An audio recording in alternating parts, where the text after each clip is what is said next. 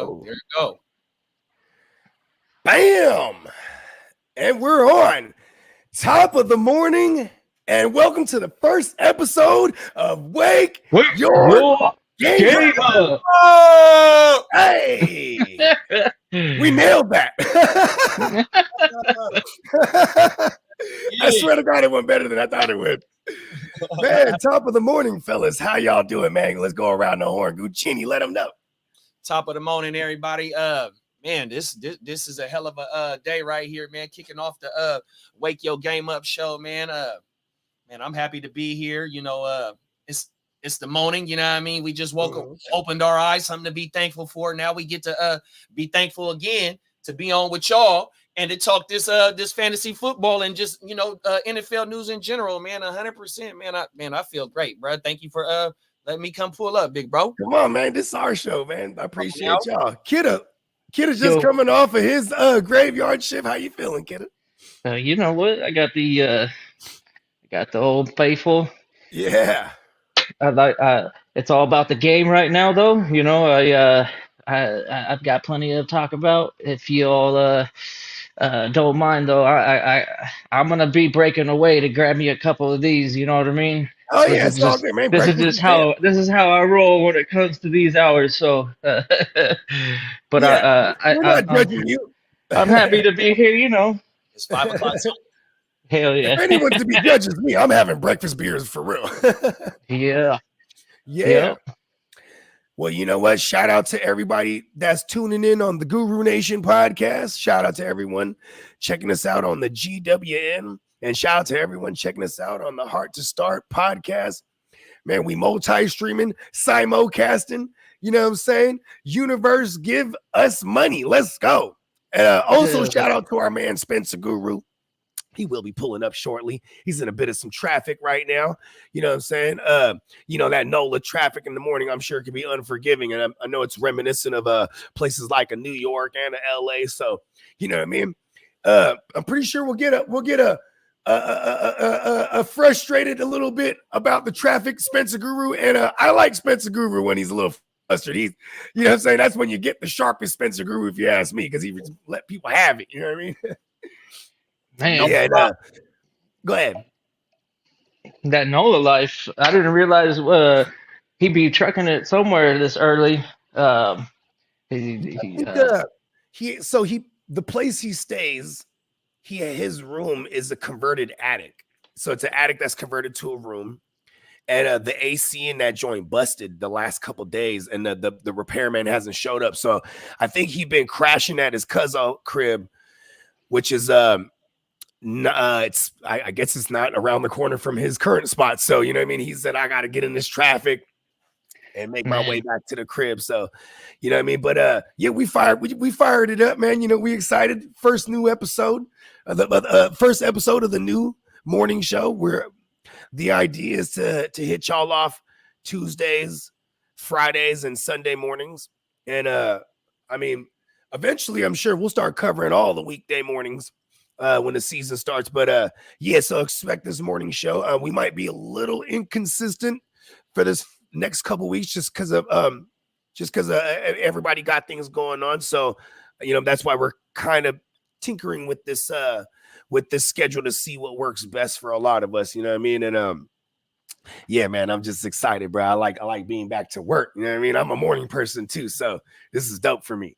100%. I agree with you, bro. I'm a morning person too. You know, I've been, you know what I've been, you know what I mean? And yeah. It used to being up at 4:30. Yeah. Now these few months have been kind of different, but I've been trying to program myself to get back up into the swing of like how my old schedule was. So yeah. Man, I definitely agree with you. And you know, I be finding myself ready to get into bed at 8:30, bro, 9 o'clock, man. If I ain't doing no shows at night, you know what I mean? Or we ain't doing a movie night at the house, bro, I lay it down so I can try and be up, you know, on my regular schedule and program, which is before the sun comes up.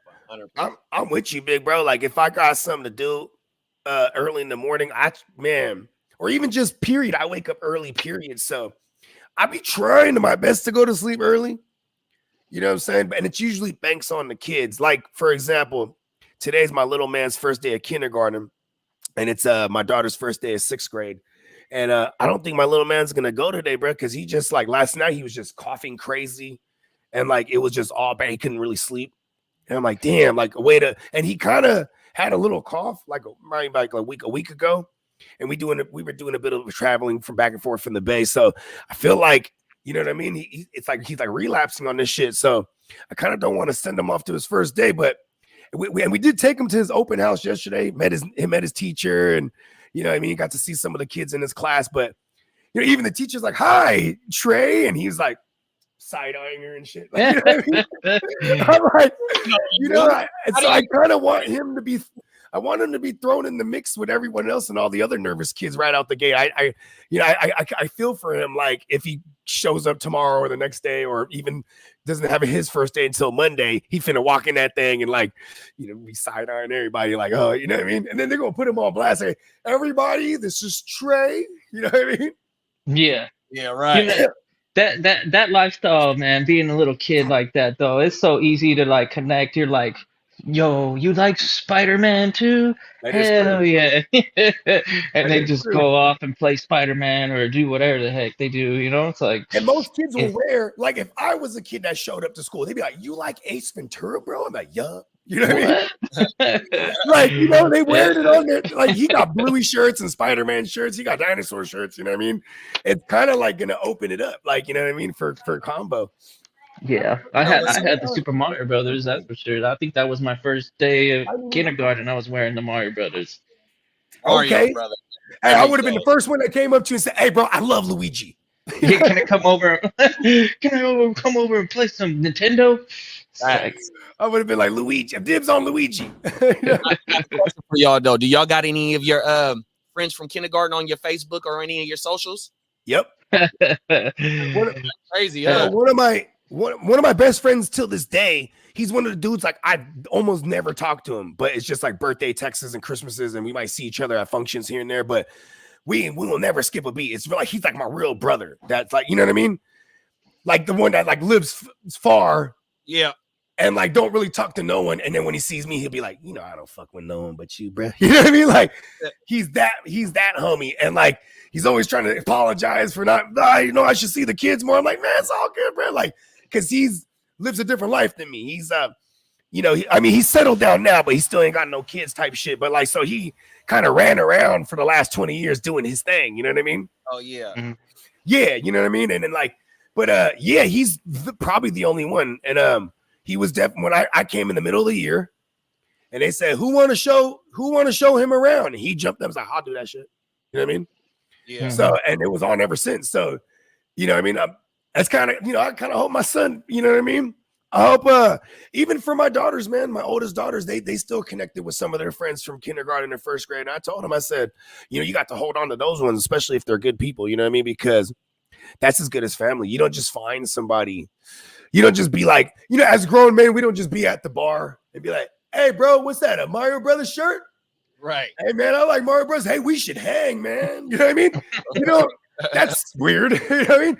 You know what I mean? Outside of like work or maybe even what we're doing content and stuff, it's circumstantial. Like you'll meet people through these different circumstances outside of like the relationships you might have built from elementary school and up. You know what I mean? Like you really can't replicate that as an adult because you're growing with these people. They see you grow to become who you are. You know what I mean?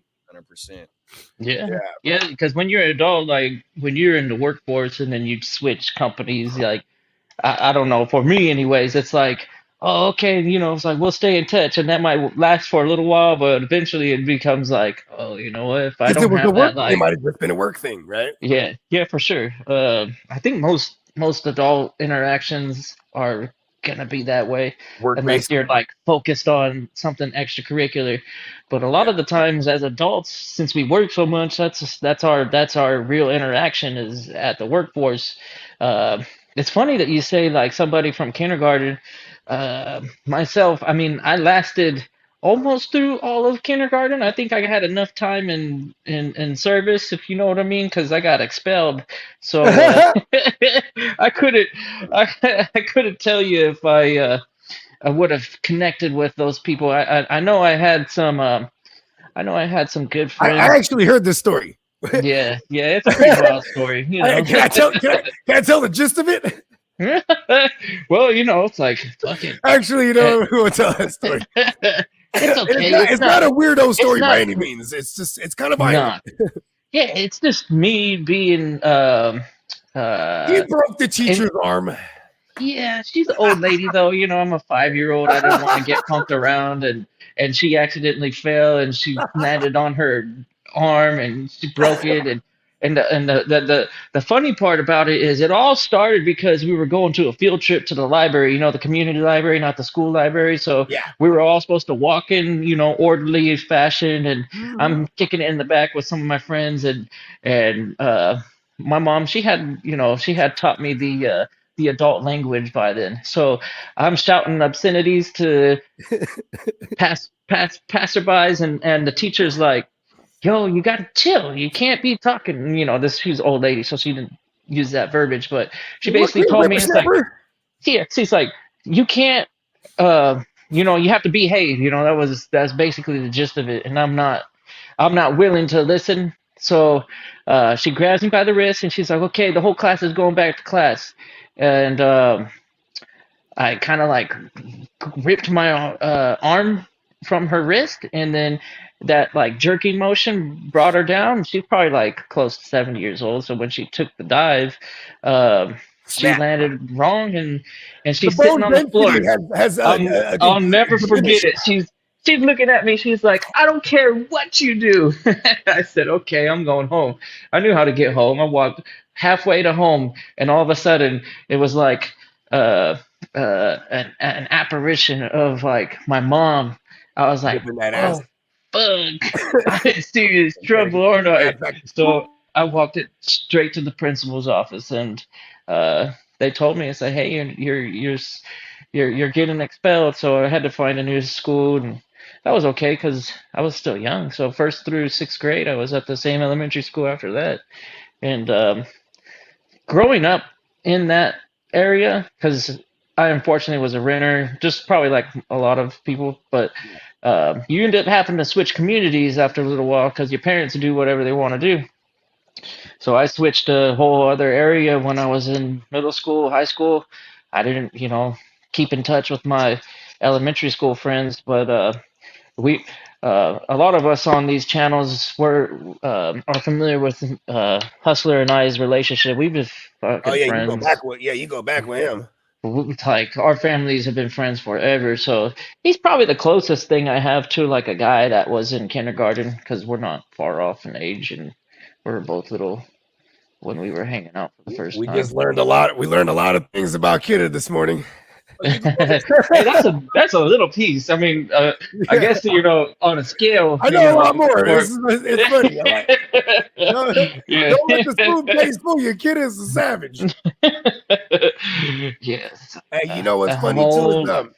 see, I have a quick kindergarten story. So I went to kindergarten in San Jose, where I'm from. Then in 1990, my parents, they finally bought a house, and it was short lived. They bought a house. It was out in Tracy. Tracy's like outside of the bay. It's in the valley, and it's like it was like new developments, and it was like where you get these big nice houses for cheap, quote unquote, and you just had to commute like an hour plus every day each way. So you're talking about 3 hours plus of a commute every day. And I went to kindergarten. So I went to kindergarten in San Jose. We moved there. Apparently, I failed whatever curriculum test they gave me. Like they're like, "Oh, he's ready for first grade." Okay, all he has to do is pass his little fucking, little test real quick. Make sure he knows everything that he needs to know coming out of kindergarten. I failed that shit. So they put me back in kindergarten. So then, Guru, what's up, brother? Guru. What's up, man? It's funny. I feel like the name of this show is very fitting for me because I'm not really a Wake your morning game person, so I feel like I'm being spoken to by the title of the show. Wake your game up, damn it! Hey, you missed the intro. That's the whole idea was we're all gonna collectively try and time Oh, that you out. mean like top of the morning, and welcome to the first episode of Wake Wake your game Game up! Up! Nailed it. Hell yeah. Well, I made it. We're You know, so like I said, I'm intrigued. not a morning person, so I'm going to have to adapt, but, you know, we'll get there. We'll get there. By the season starts, I'll have my game woke up for sure. Yeah, hopefully that roadway was nice and breezy for you. Well, that's the thing. It wasn't, so that's why that's why I'm a little late here, because that roadway was clogged You up, got a bro. good guru ranting you? Oh yeah, man. It's like, You let what the are you traffic have it. honking for if you were stuck in traffic? Like Oh no, that's seriously, a bro. classic. I Like what love are doing y'all that. doing, bro? They were doing that in New York, bro. Like it's No, just, you can adapt. You know, when you're on the road, because I was commuting 115-mile one way for probably like 3 months when I first started this job, and I just got irritated. I didn't have time, or I didn't have the energy to put up with the bullshit because you do it every day, and the same slow up happens at the same area every day, and then you get past that area, and you're like, "What was that fucking for?" So you lay on that horn, you'd be surprised the people in front of you go, "Oh, okay," and then they keep going. It's oh, not all like right, all right. it's not a counteractive thing where they go fucking slam the brakes and stop, and they're going, Yeah. "What?" They keep going, and I feel like, yeah, I would just do it. I would because I'm going For probably too sure. fast for traffic anyways because I just really You don't look have back the in the Yeah, patience rearview you got for mirror, it. it's places to Spencer be. shaking his fist. Yeah, Yeah. actually, I did have to honk someone today at the light. I was about to get back to the house, and then they had someone just like hit a green light, and they just weren't going. I honked their ass because I was like, "Bro, I gotta get here, bro. It's Like, green, I goddammit. got shit to do." Yeah, Would like, what are you y'all feel doing? like Get a the fuck dickhead off your phone and What pay if they attention and what if he get said, going. "Look, bro, I'm colorblind," and you're like, "Oh shit."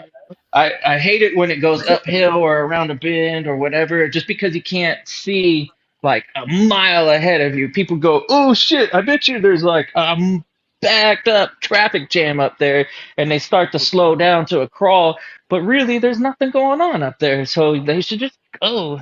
You know, I'm actually not against the autonomous driving because there's so many fucking idiots out there. I wouldn't be surprised the computer being better than 80% of the drivers. I I don't think give a fuck. a place like India should be the Self-driving first place to cars, have bro. fully autonomous drivers.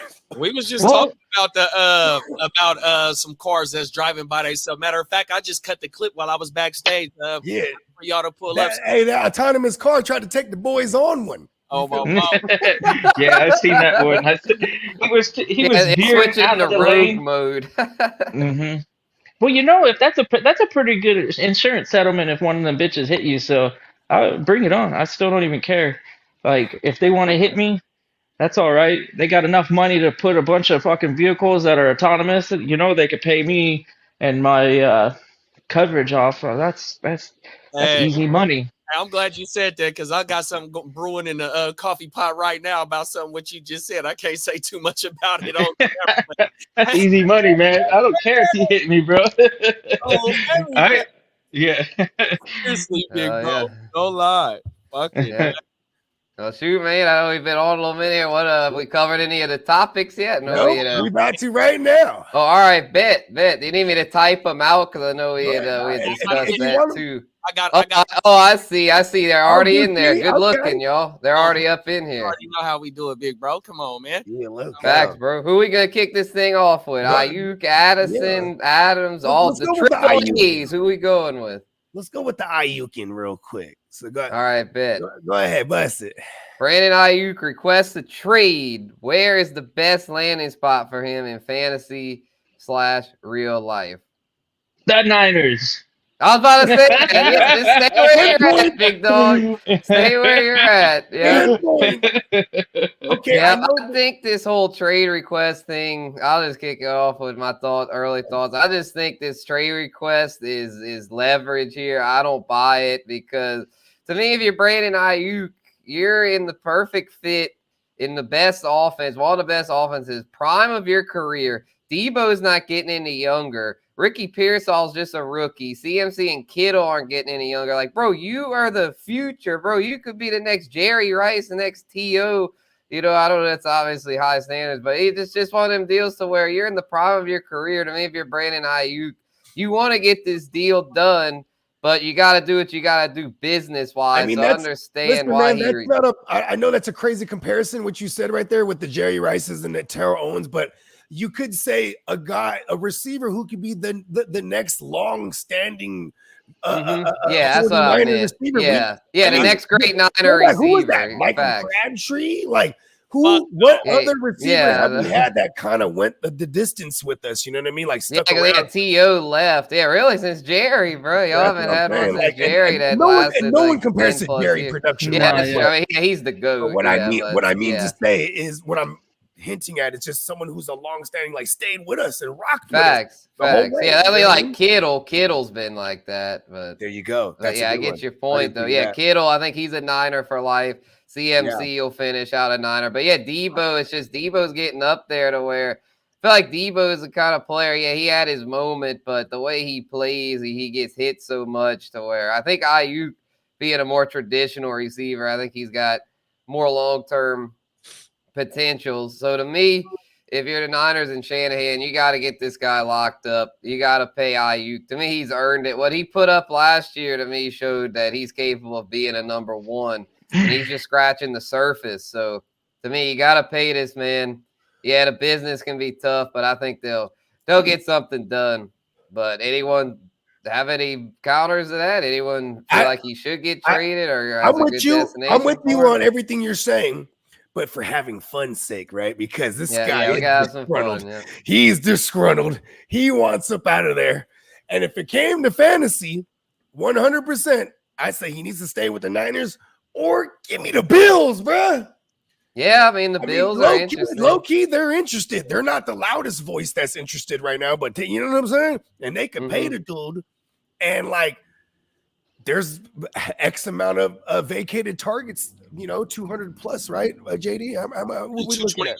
221 vacated targets, and where you can still have you don't have to put a bunch of pressure on the shoulder blades of a rookie Keon Coleman and really get the Coleman. Yeah, that's right. Bring in a proper, true X receiver like a Brandon Aiyuk. You feel me?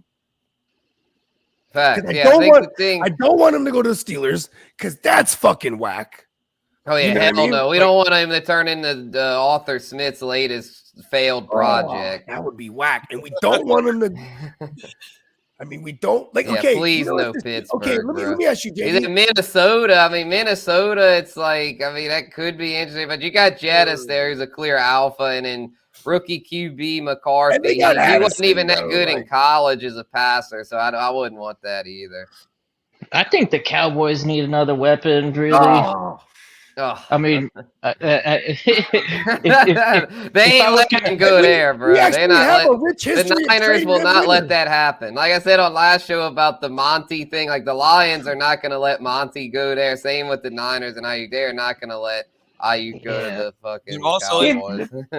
The fantasy perspective, though, like, because can we really just throw the ball to CeeDee Lamb 200 times? Let's just do it. Let's just do it. Yeah, I think he'll catch one. He'll probably break Mike Thomas's single season record. Let's just do that. At this point, there's nobody else out there. So, I mean, but the team, if they're going to take the next step, they've got no running game. I mean, like Rico Dowdle and the rest of the crew, they might be able to string together.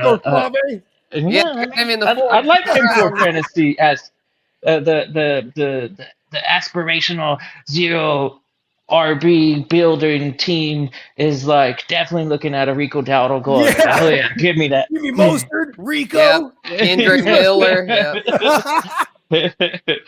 Popping up with Kamara before I kind of did that in the super flex mock. I think James Conner was my RB1. I waited hell on running backs. Let's go. But I was cool with that because I was stacked everywhere else. My first 3 picks in the super flex mock 12 teams was CJ Stroud, Dak, and Kelsey. Yeah, I think Aiyuk should just, bite the bullet, play out this season, get his 140 targets with 100 catches maybe, and then really get paid next season. I know it's because if he could 3 beat, because this would be 3 in a row, right? Where he had some badass years. If he could do it this year with the man, it would be 3. It would be 3. Because I 3 out think of he's 5. looking It's at a good Waddle ratio. as Waddle got paid. He's like, I should get paid. And Waddle got a good guarantee. I think it was Right. Yeah. like There's a what, lot of 80 guys million? been getting paid. was- So Yeah, it's just 70 Waddle, plus. St. Brown. 78, Yeah, a lot of them been 80 getting or paid. something. Yeah. Yeah. Yep. Yeah, I my mean, thing. Oh, the money is good. I don't hate Ayuk's mentality. You know, I don't think a player is obligated to go team first. Yeah, because he's not the quarterback. He's a fucking wide receiver. So um, he's not the team captain. He's a piece, and these pieces need to get paid to really feel like their career went somewhere. You know, sometimes I know Yeah. like Spencer was bringing up the legacy. You know, it's like, oh, I can be a Niner great, but I don't think most players nowadays give a fuck about being team specific great. Hey, don't ruin my dreams. Hey, this is the fantasy life. Yeah, So fact. Yeah, That is true. it's We the shatter selfish. dreams It's in the fantasy. selfish player era, especially for wide receivers, bro. As they say, the diva receivers, but I mean, they kind of have to be because there's so much competition at that position. You know, it's like if you're a great He was busting quarterback, right there, it's huh? like go I mean, like get your Patrick. bag. I don't give a fuck. yeah, you They gotta want go. their bag. Yeah, and they gotta talk their shit because I mean, like Patrick Mahomes, it's like I mean, he has no competition. I mean, it's Carson Wentz there's the back of it. It's like he's already got 3 rings. So a great like him, you know, he's obviously got to stay on top of his game and stay on it. But it's like as far as in building competition, it's not as much. Or like with the receiver position, I mean, look at the 49ers receiver room. They literally just drafted is there Ricky Pearsall in the first round, and yeah, he was placed on that NFI He list. might be one of the new great white hopes, bruh. I mean, Slick yeah, I mean, they took him in the first round. Shanahan obviously They sees should something in the kid. Hey, how many they of y'all should did have got with me? old Laddie. Laddie was a When they better pick. drafted Yeah, I thought him, they how were many going of to y'all go old scratched your head? Laddie. 'Cause Yeah, I was kind here's of my surprised thing. they took Pearsall. I guess Shanahan figures he's a better scheme fit, though. I feel like He's the more Niners, they physical, draft for sure. guys that they think are going to fit their scheme. And you got to be physical with the Niners. You know what I'm saying? I think Exactly. He must Laddie- view Ricky as you know more what I mean? physical than Laddie. And Well, the that's Senior Bowl of Pearsall was like off the charge. Yeah. But also, too, I scratched my head all the same with the Ricky Pearsall first round draft pick. Same time when we drafted Brandon Aiyuk in the first round. So, Yeah. you know, Yeah, and you remember, JD always used to pound it home, bro, and say, listen, bro, he needs to do it like multiple years in a row. Like we barely saw it this last season and the season prior to that. Otherwise, he's flashed a ton, but the consistency, it's starting to be there. He should play under this 5th round option, bro. JD, what you think? No, my thing is though, bro, like how you just finished about him and what he's achieved in the last 2 years, especially last year, only going for 75 receptions and 13 and a half, 1,340 something yards. But see, fucking AJ Brown had 105 receptions with 1,400 yards, 1,450 or something like that. So he had 30 less receptions and only 100 and something yards less than him, bro. So for what the Niners ask him to do and the production that he's put up, it's kind of capped us in this essentially, huh? It really is because he doesn't. There's so many weapons too. And all the weapons they only pass 51% of the time. So it's it's 1% off from a literal 50-50 split with the run pass ratio. And my only thing is about what y'all said earlier about the Bills, maybe the Cowboys. I forgot what other team is. Then there's the actual loud mouths right now for the trades is the Patriots, the Commanders. Well, see, the Patriots and the Commanders. But that was finna be my point is I don't if he's gonna get traded, I'm not trading him to no playoff team because he's gonna be he's worth more than what that first round pick is going to be in that 2025 draft or that second round pick or whatever you're gonna get for him because it's gonna be in the 20s. So why not if we are gonna trade him? Somebody just said the Patriots. You know what I mean? Trade him somewhere like that. We talked about off camera, and I just don't want him to die. You know what I mean? He goes. I mean, shoot, he dies in fantasy. I got a dark horse. I got a dark horse for y'all. I got one more thing. Go ahead, go ahead, JD. My thing is we was off camera and shout out to Krewegg. I'm a big fan of his YouTube. Oh yeah, man! Shout out to Krewegg, man. And I love the Washington Redskins trade because we was talking about it off camera. And I forgot the exact parameters of the trade. It would be Jahan Dotson. Oh my man, Jonathan Allen as a part of that deal. You know what I mean? And that sounds like a pretty sweet deal. I think Brandon Dotson's got untapped potential. But Yeah, you know what? I would up the ante and be like, if somebody's gonna willingly trade those two pieces, I could go around and probably talk to the McLaurin owner and be like, yo, um, we got we got a new I WR1 in don't want him town. to go there and ruin all my We McLaurin. got a new WR1 in town. You know, McLaurin is great and all, but I think No. Ayukin is like gonna take the show. So I still if I think can get McLaurin could get 1,000. Jaden Daniels with It LSU might even be supported easier for a him, bro. 1,000-yard receivers in Malik Neighbors and Brian Thomas. So I Oh, you think ain't lying. the Scottish lad Terry could still get The 1,000. Scottish lad. Yep. So I'll say my dark horse Ayuk pick is, I mean, it's just his history. Sean Payton has been known to swing big trades. And so my dark horse pick is Denver. Because Denver's a team that, I mean, they need receivers bad, bro. I mean, they shipped off Jerry they Jeudy. talking about Marvin Mims right They now. didn't really replace right, him. I mean, they're trying to gas up Marvin Mims, Troy Franklin, Cortland Sutton. But let's be real, that's a joke, man. That receiving core is a disaster, you know, and you're trying to compete with Patrick Mahomes, Justin Herbert, and then the Raiders have that nasty defense. Denver is the clear worst team in that division. So to me, Sean Payton at his age and his situation, he's got to do something to show that Denver's going to be a threat. And to me, he's got to swing something. And I don't know if he's going to be able to pull off Ayukin because, I mean, they don't really have. I mean, there's already the offer, but I mean, they could throw out like a first rounder. It would be Patrick Surtain in the mix too, because that's kind of been like that's what it has to be if you go to Denver. Yeah, it would be like Patrick Surtain and then other miscellaneous pieces, I'm sure.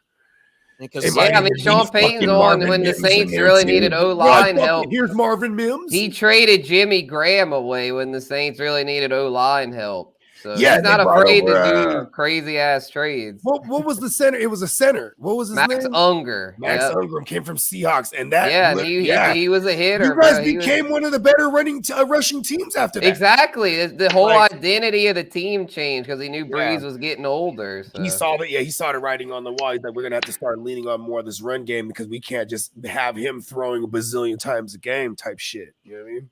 Facts. And that's another thing. Denver's running game, is it really where it needs to be? I mean, it's like, I mean, they've got a good O-line. Big Bo Nasty Nix. Well, that's the thing. Yeah, you got Bo Nix who's got a good arm, and he's pretty accurate to where he needs weapons. Bo Nasty, bro. Yeah, if he has weapons, get nasty. They might have hope. Where, I mean, if that's they got to get something better, though, because Cortland Sutton is not a number one receiver. It depends on how you look at it. Health wise, he might not be as consistent as we wanted to. But when you watch the tape and you watch, he gets off on fools, bro. Yeah, I like him as a 2. Like if he'd be a 2, like if he had Ayuk and him, and then Mims and Franklin, that'd be a pretty. I'm not a Broncos core. fan at all.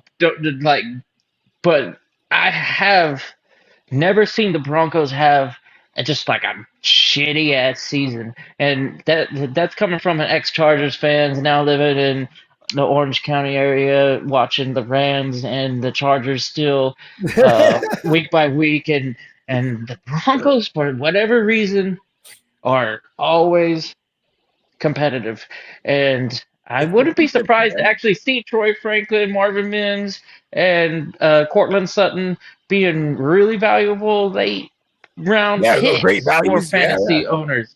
Like those guys are not scrubs in terms of like talent. The team might be shaky off of preseason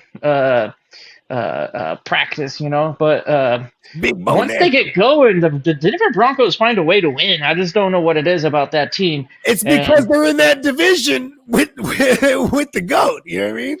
They got Mahomes twice. Okay, that's gonna require you to score some points. They got the Chargers and the Raiders. Those are teams that are probably gonna traditionally score some points too. But for fantasy perspectives, as long as these guys, because that's the knock on Mims and Sutton right now is that we've never seen a consistent output from them at the moment, but. Who knows if they do all end up jiving and staying on the field for 17 weeks, we might be in for a pleasant surprise. Mims was no slouch in college, and Troy And Franklin listen, he and Bo flashed a Nix, ton. they already have a great deal of chemistry. And Cortland Sutton, I've watched plenty of Sutton and gone, damn, that's a fucking player. And then Cortland Sutton gets down, man. When the court is in session, he takes them, bro. You know what I'm saying? You He know had what? 10 tugs last year. Yeah, So- yeah, it's kind of crazy, huh?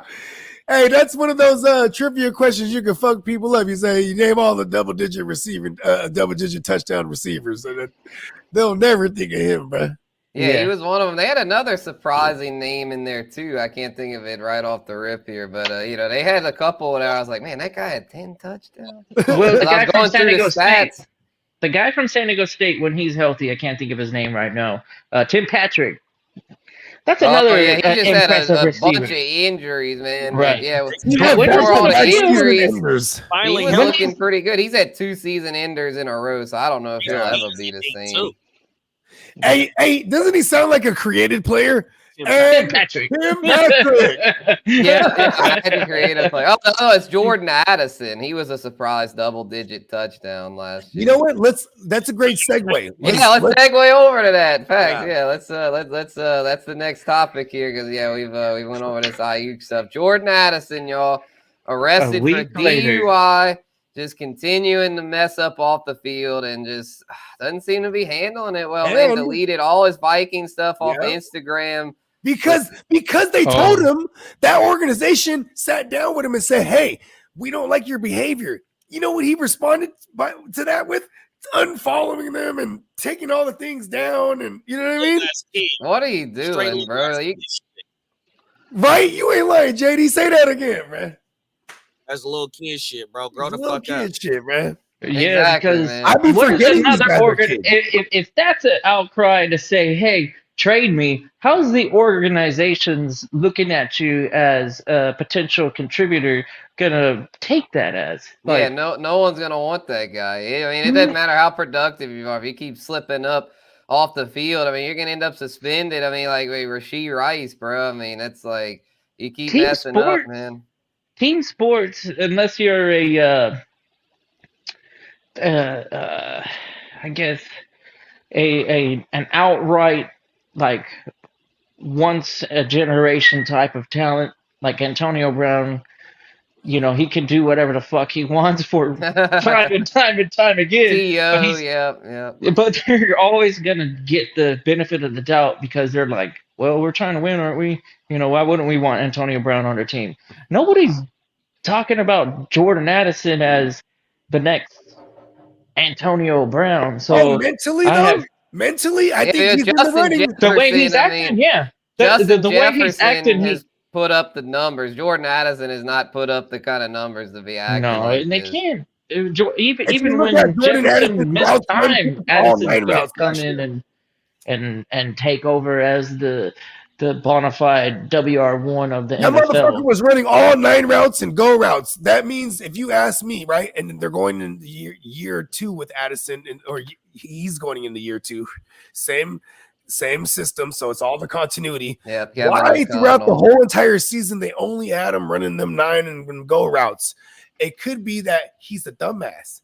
So he only understands this little portion of the playbook. You know what I'm saying? That's a real thing. It's not good. Yeah. And you could base Now on look at his Hawkinson's actions hurt, off the man, field. like- He might not be a smart cat, bro. I'm like, no offense. He might be a dumbass. I'm just saying. Yeah. Yeah, it's not looking good for him. And just the Vikings in general, man. I said it the other day. I don't think you were in here, Dennis, when I was kind of saying, we were saying about What up, teams that Dennis? could be a disaster this year. And I was just saying the Vikings, man. It's just not looking good because, you got a quarterback controversy. You got Addison acting up. You got Hawkinson coming off the knee. I mean, for fantasy, though, I'll tell y'all this. My take on this about Addison messing up, like that opens things up. And the name early on that I think could be a guy, especially for those that punt tight end, is Josh Oliver. Oh, big Josh Oliver is going to be a free option. I mean, no one's going to think to draft this guy to where because he hadn't really done much prior. With the created name. But I mean, I think he's someone that. I mean, he's gotten some opportunities here. He'll catch like 3 for 30 sometimes. Like he's a big target, so he might catch some tugs. So he's just someone to keep an eye on. Kind of like I was saying with the Cowboys backfield. You got to dig deep, especially in these deep dynasty leagues. Like it might feel gross to pick up a Royce Freeman, but if Zeke would get hurt, he could be a guy. Same with this. I mean, our guys are already hurt.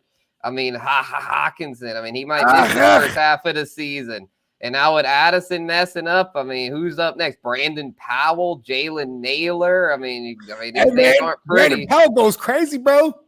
He might. I mean, because with Jettas, man, they're going to double, triple team Jettas, bro. Like, they're going to be like, anyone beat us but Jettas. So those other guys, they're just going to be wide-ass open, like, hey, and then you look at the quarterback and Sam Darnold. Oh, my fucking God. Or McCarthy, bro. Yeah, they're going to overthrow the man that's wide open 20 yards down the field. Bro, Aaron Jones had a little juice at the end of the season last year. I was just Aaron Jones is gonna be so they're gonna probably lean on the run like Aaron Jones and Ty Chandler, y'all. Ty Chandler is one of my favorite Sam Darnold space Sam. Ty Chandler, yeah, safe space Sam. Yeah, just throwing it to the safe space. Exactly. Yeah, Aaron Jones, bro. Get a lot of targets. Tight end or the Josh Ollie. Yeah, the Josh.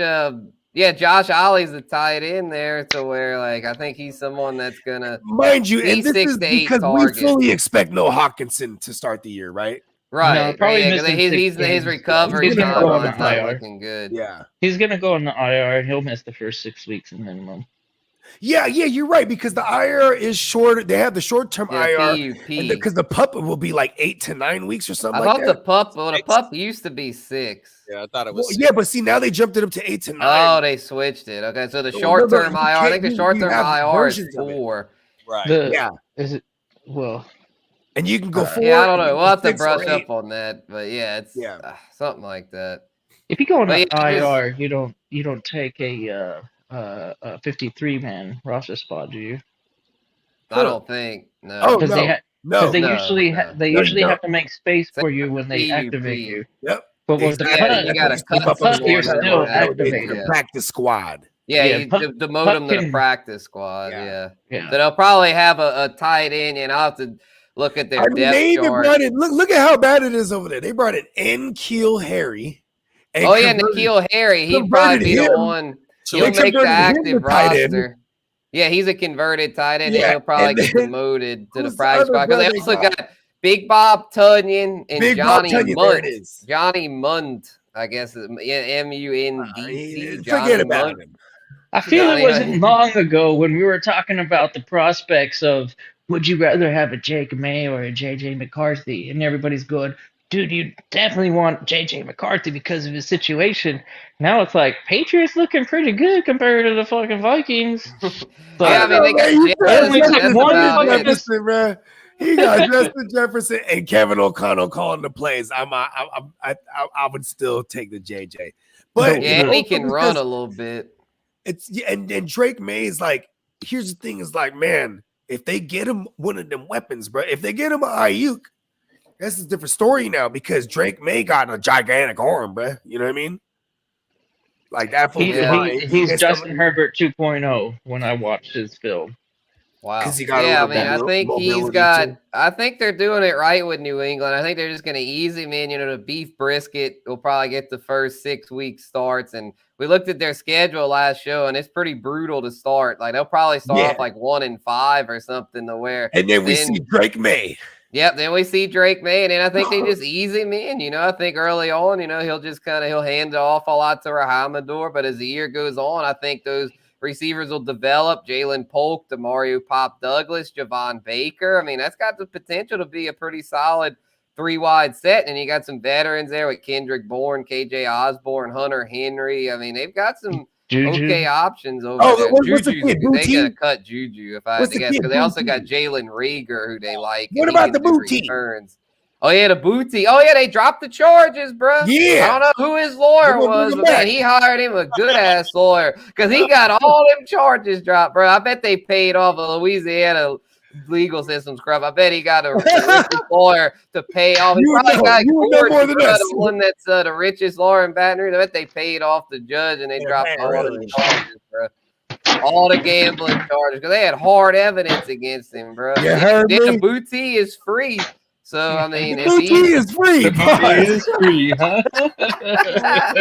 to where I mean, shit, man, he'll have a chance to crack the roster.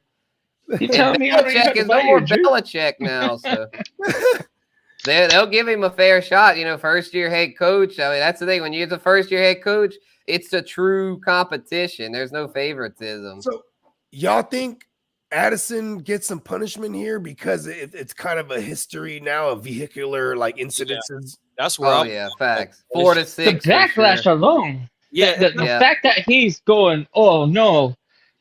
He's you know not what? handling it well either. Nah, he's definitely. He needs to own it, If he bro. could just be own it. mature about I'm and gonna like draft him accepted everywhere in his redraft. punishment or Yeah, I'm drafting I him guess- everywhere in redraft because he's gonna fall because of this shit. You feel me?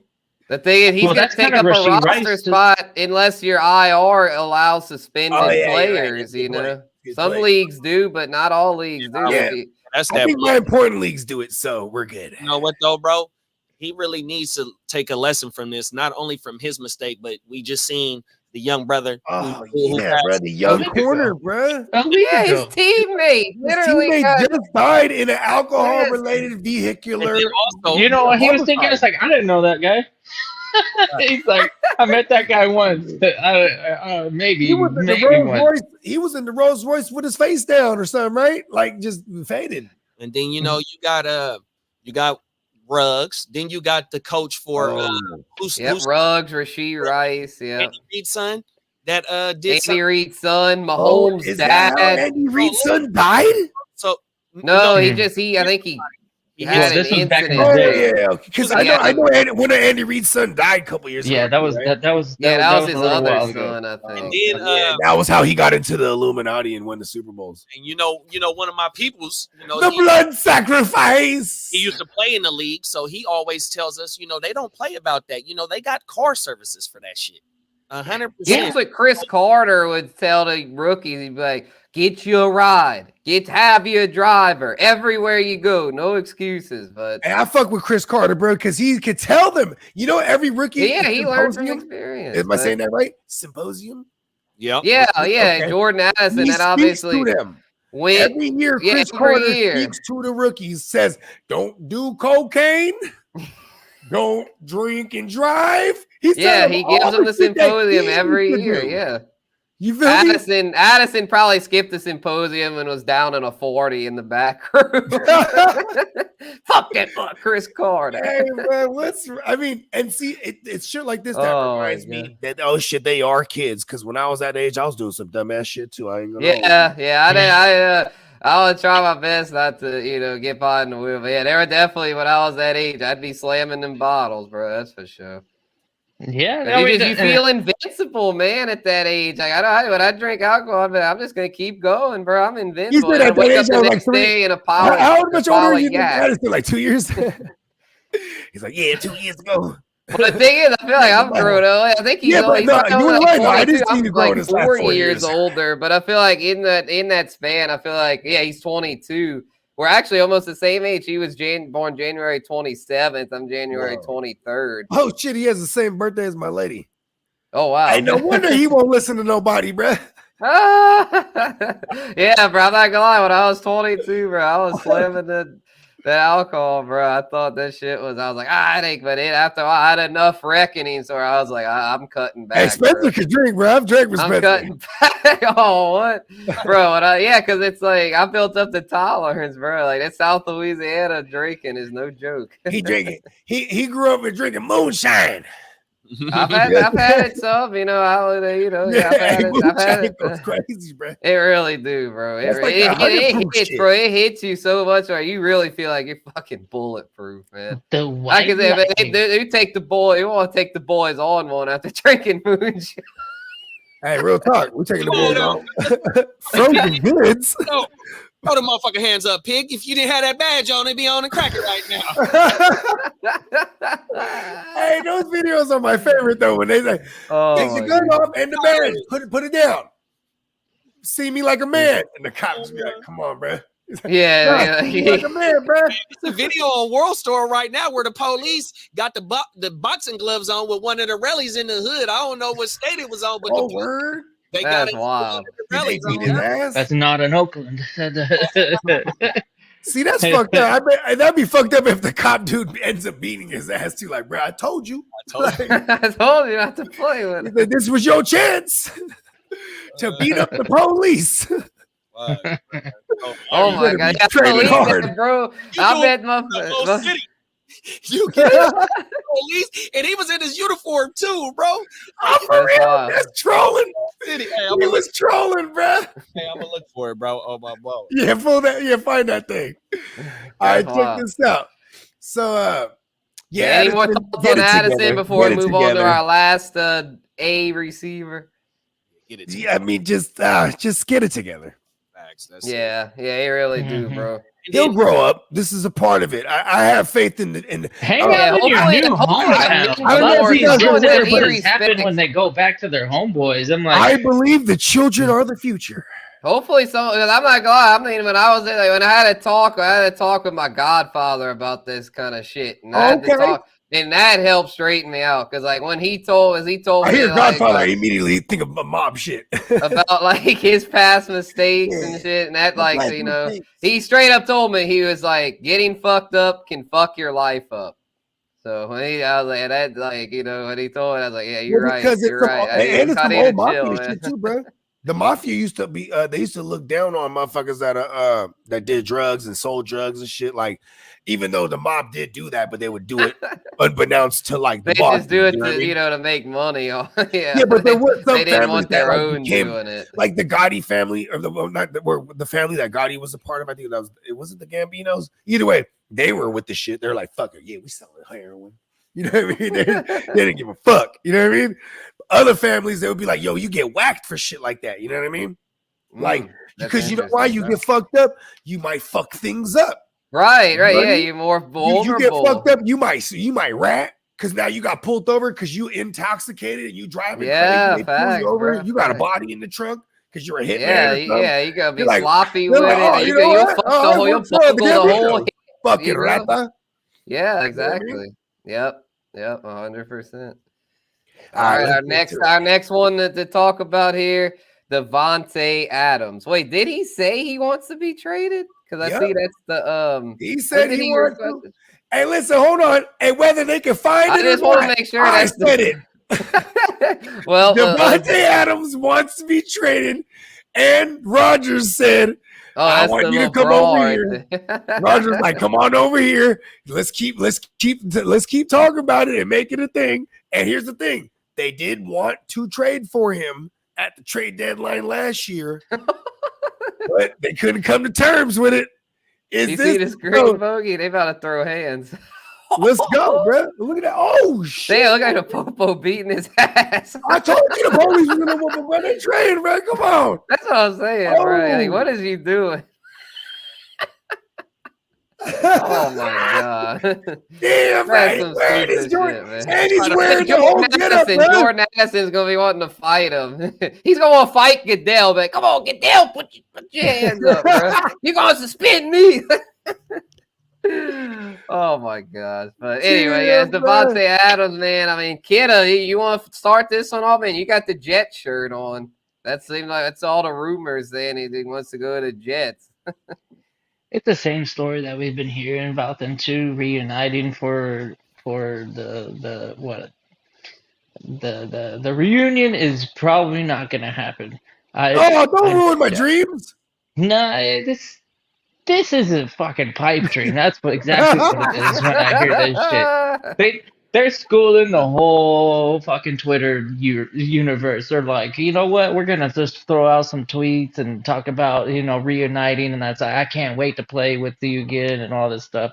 But what if they're really bad though? There we go. I'll pose it as a question. There we go. Yeah, what if they're bad? The problem is the trade is going to involve what players and picks in exchange, and the Jets they just don't have that luxury to be like, and some picks. Who the fuck wants that? They're Alan gonna shoot that down right away. Lazard. No one wants that, He's bro. one of the best They blocking don't receivers want in the Malachi game. Corley, bro, to rookie. That's what they're gonna No, want. don't do that. You know, They- one of the Twitterverse people was talking about, the Niners should trade for Devontae Adams, give him Yes. Aiyuk and a first and Oh, a but why second would to we get do that? Adams. Yeah, And I'm that's like, that's Why a would we do lot. that? Like, why if are You you got a you bag can't on him. afford to You- pay you- Aiyuk, how can you afford Yeah, Devontae yeah, Adams? Devontae got a That's big bag on insane. him. It's That ridiculous. would be, I'm not right? gonna, that'd be pretty Hey, nasty for fantasy. Yeah, it would, though. Devontae. And he'd be back in the Bay. But you know what, though? He's a Raider fan for life, though, because That's the thing. He was born and raised a Raider fan, so I kind of don't want him to play for my Niners, but I ain't gonna lie to you. He hates us. God, it's just Yeah, he because does. man, on receiver, He I don't know if y'all hates saw us. the clips from the Netflix receiver show, but man, Yeah. he was getting so heated, bro. When Jimmy G overthrew him, he slammed that helmet. It was like, fuck. What the man? I put the all of Yeah, this. bro. What the fuck? This team, man. He's like, I can't. I'm gonna Hey, get remember killed when I- playing for this team. Remember when I I've told never y'all been last hit year? this much in my career ever. Like, this is insane. Like, I I'm gonna told get y'all killed Jimmy was out going to be here. bad for Devontae. Remember last year? This Yep. time last year. Hey, and I that said- clip said he values winning. He values being great or excellence over winning. Let's Ooh. go. That's Well, what then he he'll said. probably stay with the Oh, he- Raiders because I feel like for his legacy purposes, he's Oh, gonna want to is he a Capricorn? Is he on the cusp? Oh, is play he on for the the cusp? with Dad? Raiders and Hold on, when's Devontae Adams' birthday? Let me see. just be like, I'm about to look it up. Devontae Adams' birthday. Just be like, yeah, he's capped December 24th.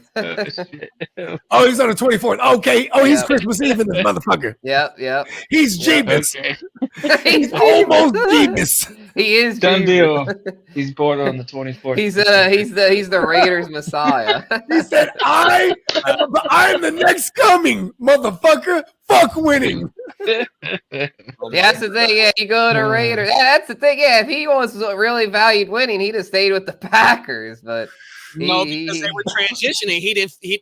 It also said something about maybe him not valuing. Oh, yeah. He love knew. to be because remember they was transitioning. Aaron Rodgers was already out of there too, though. yeah, well, Rodgers stayed in 2022. Rodgers was still there. Yeah, but that was going to be his last year because you're going to Yeah, have a decision on Jordan. but Love. he could Yeah, have so stayed he- and they could he have done told like him to the take a last shot. dance or whatever. But no. here's the thing, though. They're boys like that. So he was able to tell him, like, hey, look, Tay, I'm gonna be out of here in about a year. Do what you gotta do and get the bag, bro. You know what I mean? Mhm. Yeah, so Tay was probably like, fuck. And then this, I'm he outta went here. straight to his other boy, the guy he played Derek with Carr. in college, and they were college roommates, and they're That's right. Bible That's study the thing brothers. that's so They went wild to with that Bible whole study thing. together. You know? Yeah, that's the thing that was so wild about that whole thing was the way the Derek Carr thing was such a disaster. Well, like, because they went and kicked Derek Carr away too, real quick. Because well, they that's what's actually crazy balled because out. it's like, They balled out together because they Yeah, they they had really chemistry. need well, to that's the thing. I kick Derek thought Carr out. Devontae and Carr were Yeah. locked. Like, I thought they would have just, I thought they'd have figured out a way. But Josh McDaniels was such a I'm menace. speaking from the fantasy standpoint, it was awesome. Reality, Oh yeah, it is not. was. That's why I'm Yeah. like, as a Saints fan, I'm like, all right, cool, we got Derek Carr, but for fantasy though, I kind of wish he'd have just stayed with the Raiders, and if we would have just promoted infamous Winston, bro. Yeah. He'd have imagine that. The Pick Six president returned. Right? Yeah, for fantasy, I'm just saying for fantasy, it would have been nice to keep Carr on the Raiders and keep Winston on the Saints. That's what I'm saying, though. But we're talking reality here, though. So to me, the reality of the situation is that a Devontae Adams trade isn't going to happen if it does till mid-season.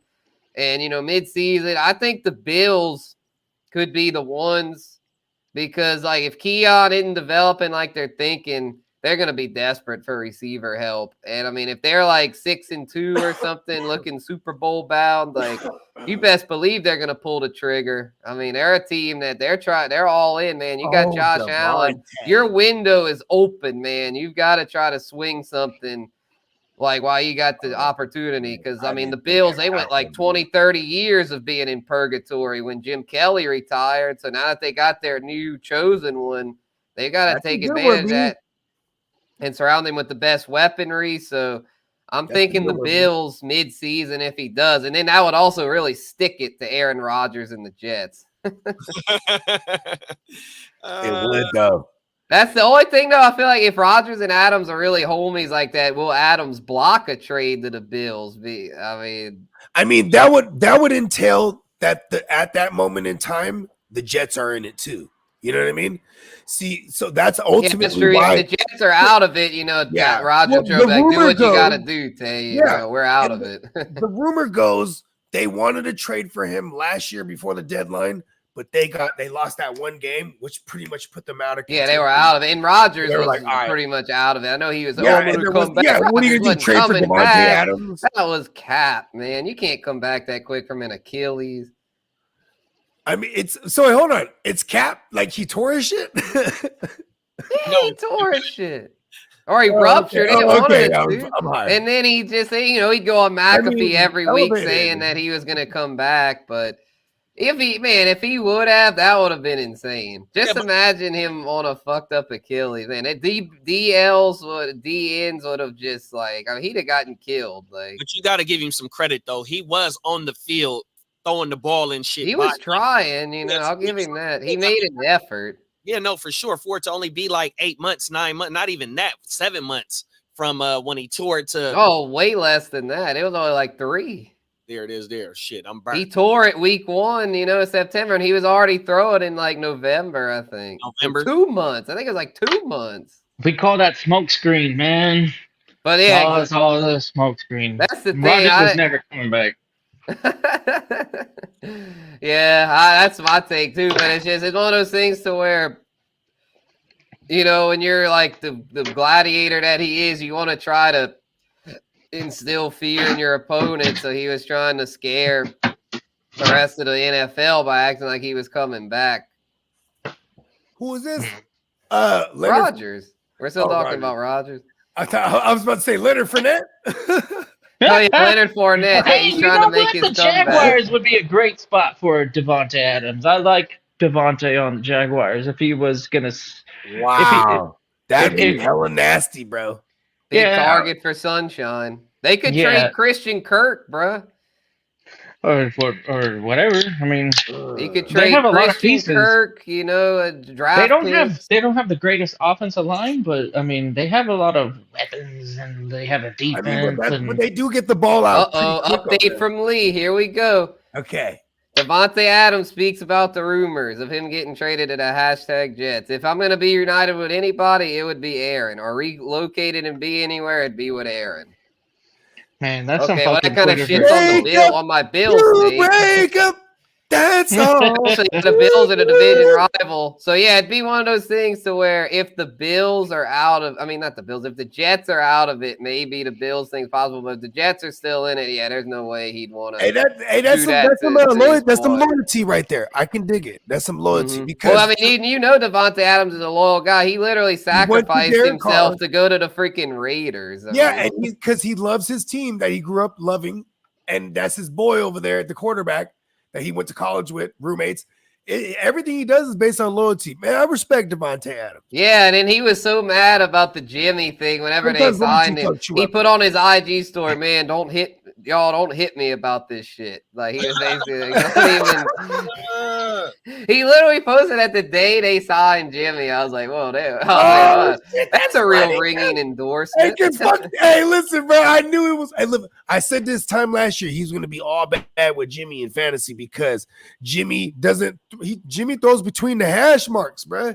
He doesn't throw outside the numbers. And that's why Adams is saying Devontae eats a lot more outside the numbers. You know what I mean? Because Adams, he threw in Adams, boom, he gets smoked, and he's like, "Fuck, man, I'm gonna get killed out here, man." I've never been hit this much in my career. The poor ball placement where he's about to, even if he was to catch, he's gonna get destroyed. One way, he was wide open down the field, and they freaking overthrew him, and then he's like, "What the man? I need to watch that receiver, bro. I need to watch it just for Devontae Adams alone." I've seen him overthrow Colonel Manny Sanders, bro, wide open for the game winner, Super Bowl, for the game winner.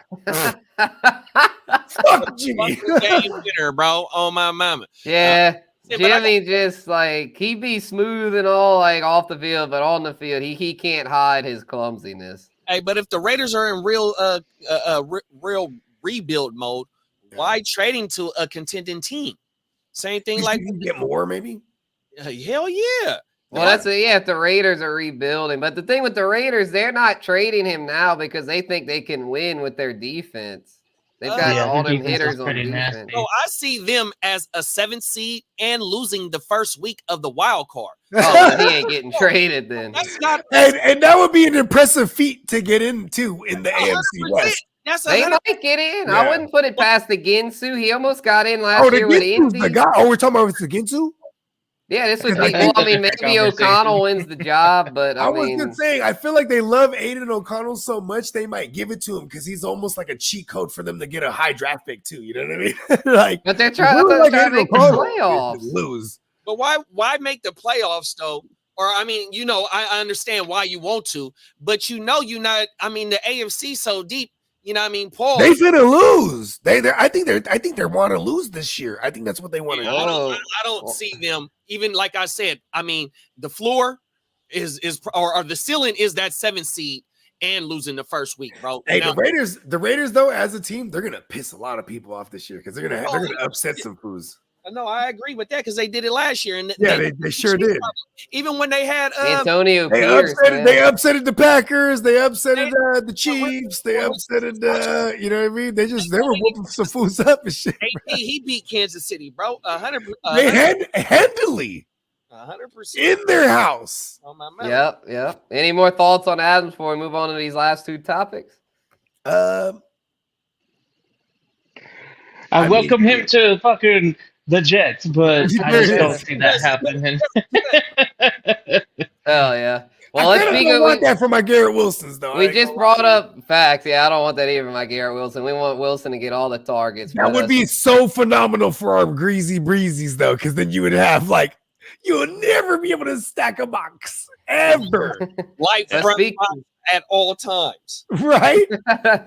aka Isaiah Pacheco. Light front 40-something% of the time. Oh, I never realized it was that much for Yep. Pacheco for real. Oh, Yeah, same way. I bet those 40% Lions of the running backs. time There's going to be some non-stacked light box fronts, is bro. awesome.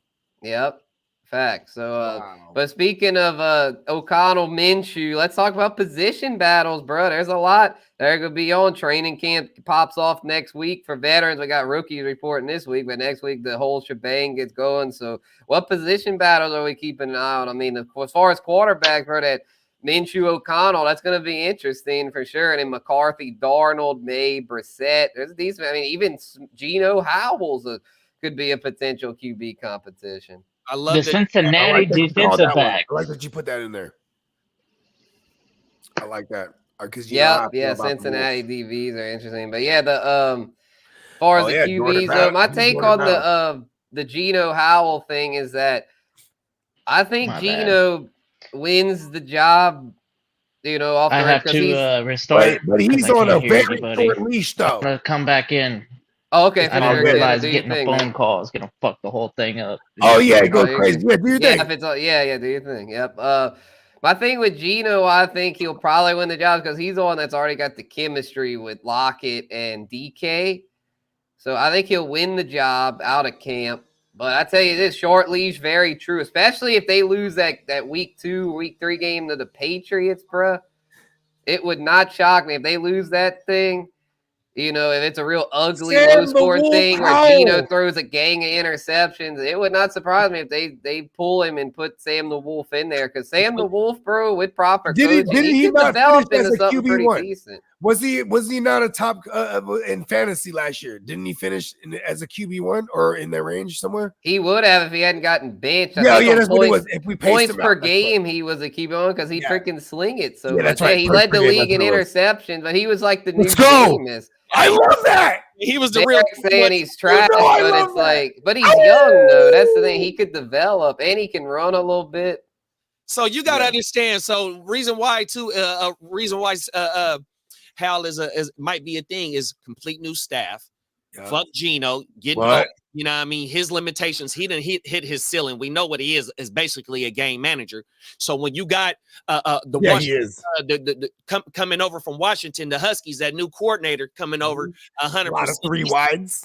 And he knows what Sam Darnold can do. See, now one thing that Oh shit! Because he was in Washington actually too. Huh? excuse me, fucking Hal. One thing that Hal has that what he couldn't really do over in Washington is just consistently run the ball, even though Seattle's offense was mid last year under that weak ass offensive coordinator. They can run. Seattle got Kenneth Walker and Zach Charbonnet, man. They can run the ball probably 30, 40 times a game, maybe 35 times a game and take off some of the interceptions that Sam Darnold was doing, which he was the real 21 and 21 last year. Yes, Sam Howell. 100%. So I mean, Sam Howell. I don't know why I keep saying Darnold, but the wolf howl. Yeah, not safe space. Saying we're talking about the wolf. Wow.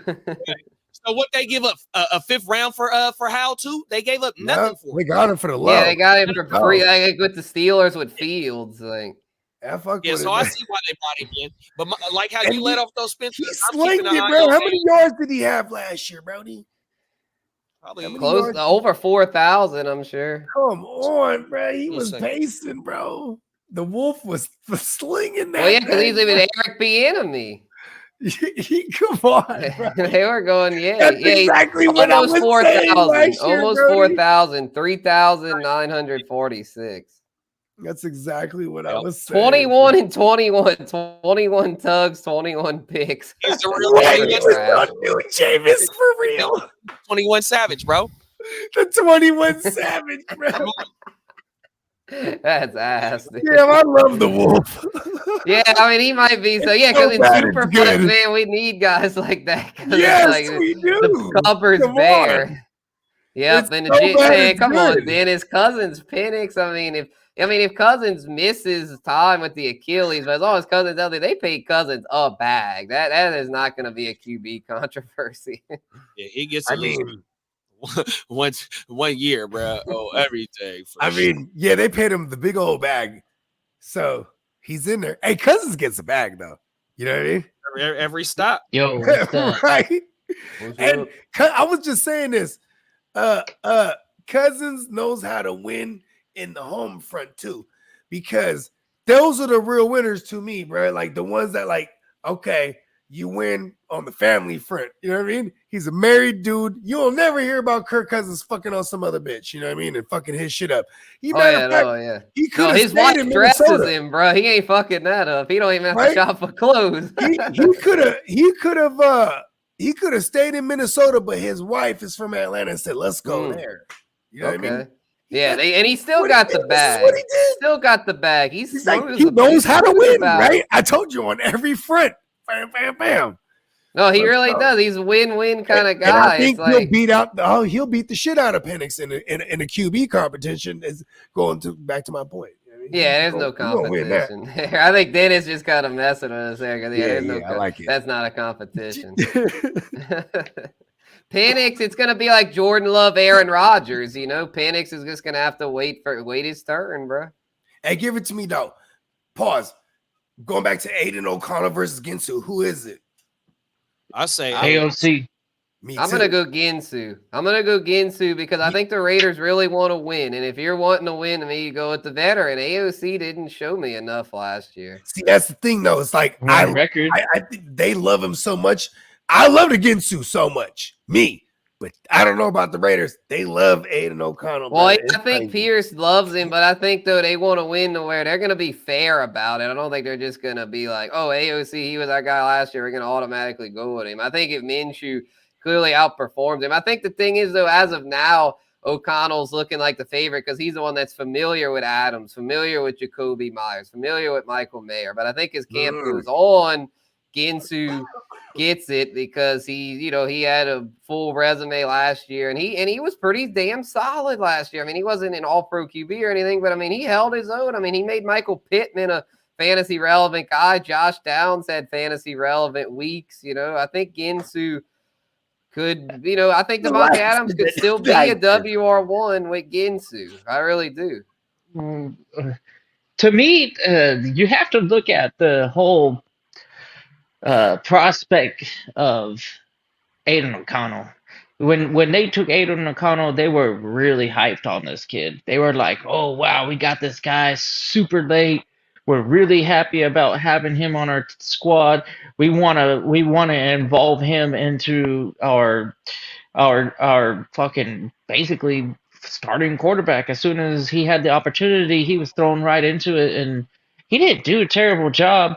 I understand Ginsu and his whole like track record, but last year really wasn't that great. I don't know why people like hype up Ginsu as like Because having he's a the great year. you, bro. Mustache mania, bro. Yeah. Last year was not that great for But Ginsu here's on the the thing. Colts. He So did it with the I don't know Eagles. what I'm people not are. saying it was Shag great. I'm Riders. just saying it was serviceable. That's all. He did it Yeah, with but the Aiden Eagles, and O'Connell he did it with actually the had probably Jaguars. like a straight 6 weeks of like, oh, this guy's definitely startable in a super flex. Yeah, Like let me pull Yeah. up his game log. Let and me make Ginsu sure was I'm not always a shortchanging QB3. O'Connell. Like no, like week to week, the team might have won, but it wasn't because of It was a Ginsu. running team, and he's going to a running team. So Right. the Neither argument one of stands. these guys is going to be good for fantasy. I mean, they're just, super flex. You might have to But start he's them. the But Ginsu, and he slices and dices, let's and see you seen him do it with AOC. the Eagles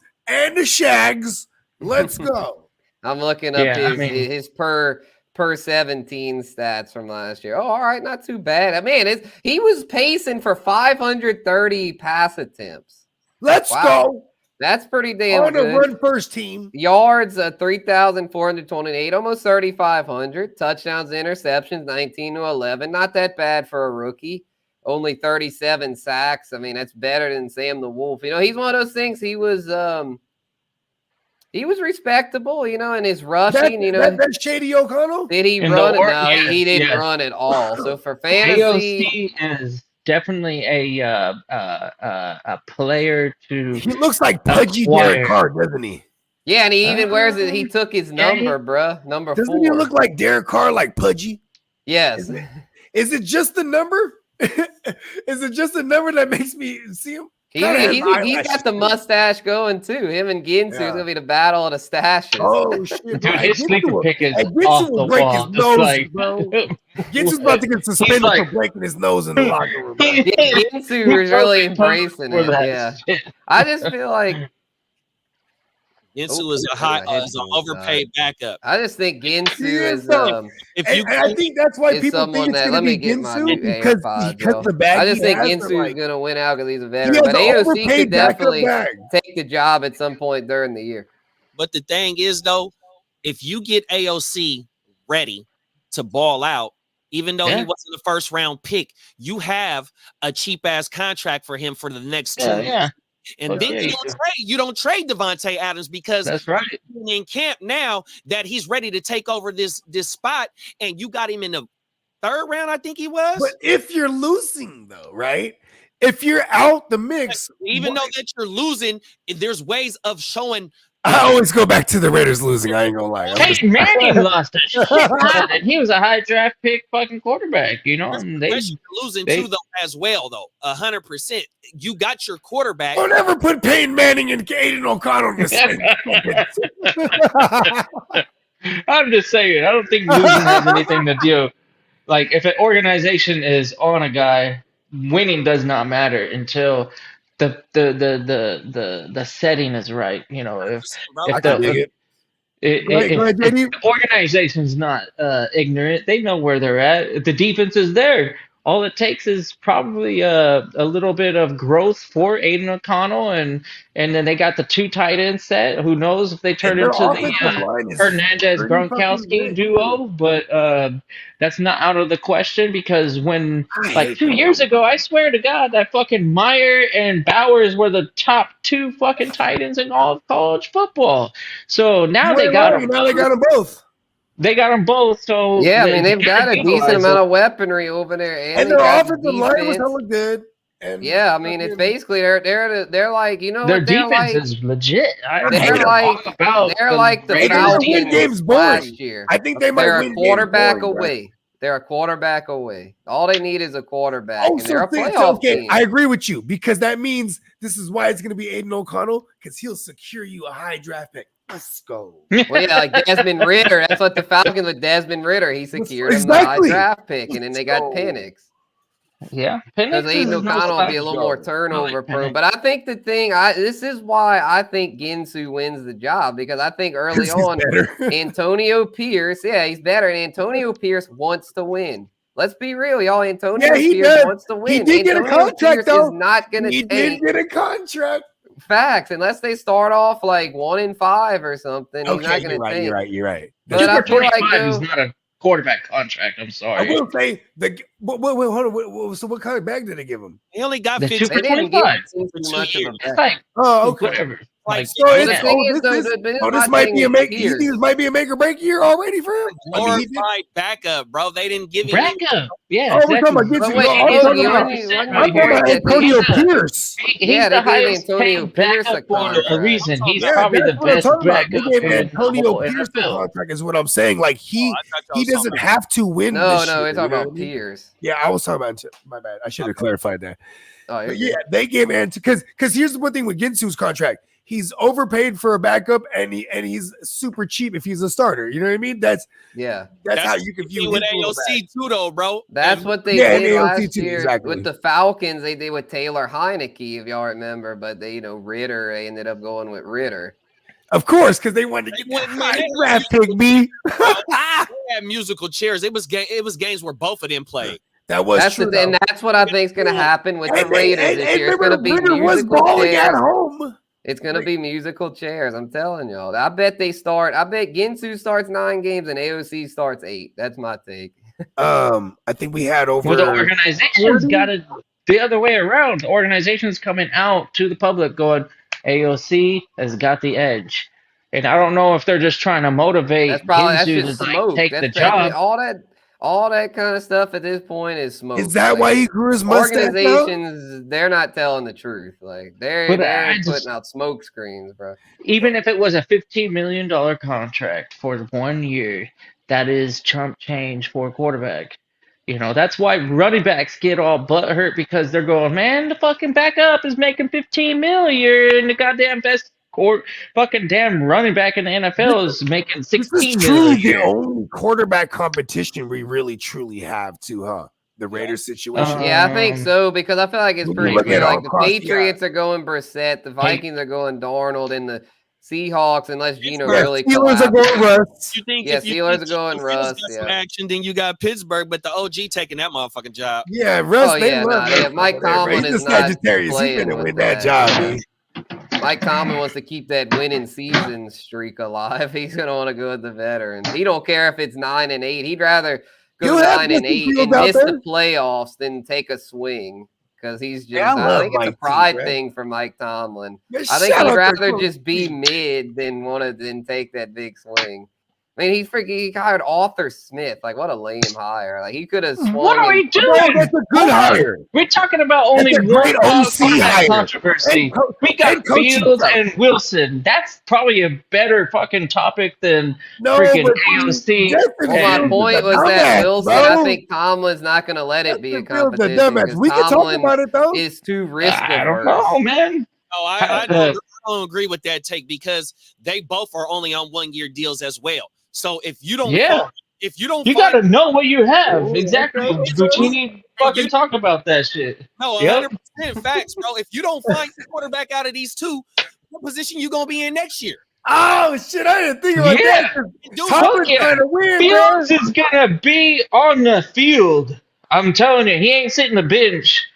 There's no way, not with Russell Wilson's fucking trash ass. Well, this is all right. Yeah, all right, y'all. I mean, y'all believe in Coach T. I'm kind of soured on Coach T. I'm kind of over this. Oh, he gets a winning season. It's like, so what? He's a one and done every year. He's got to show me something. He got a ring on his finger though, bro. He married. Oh, he do.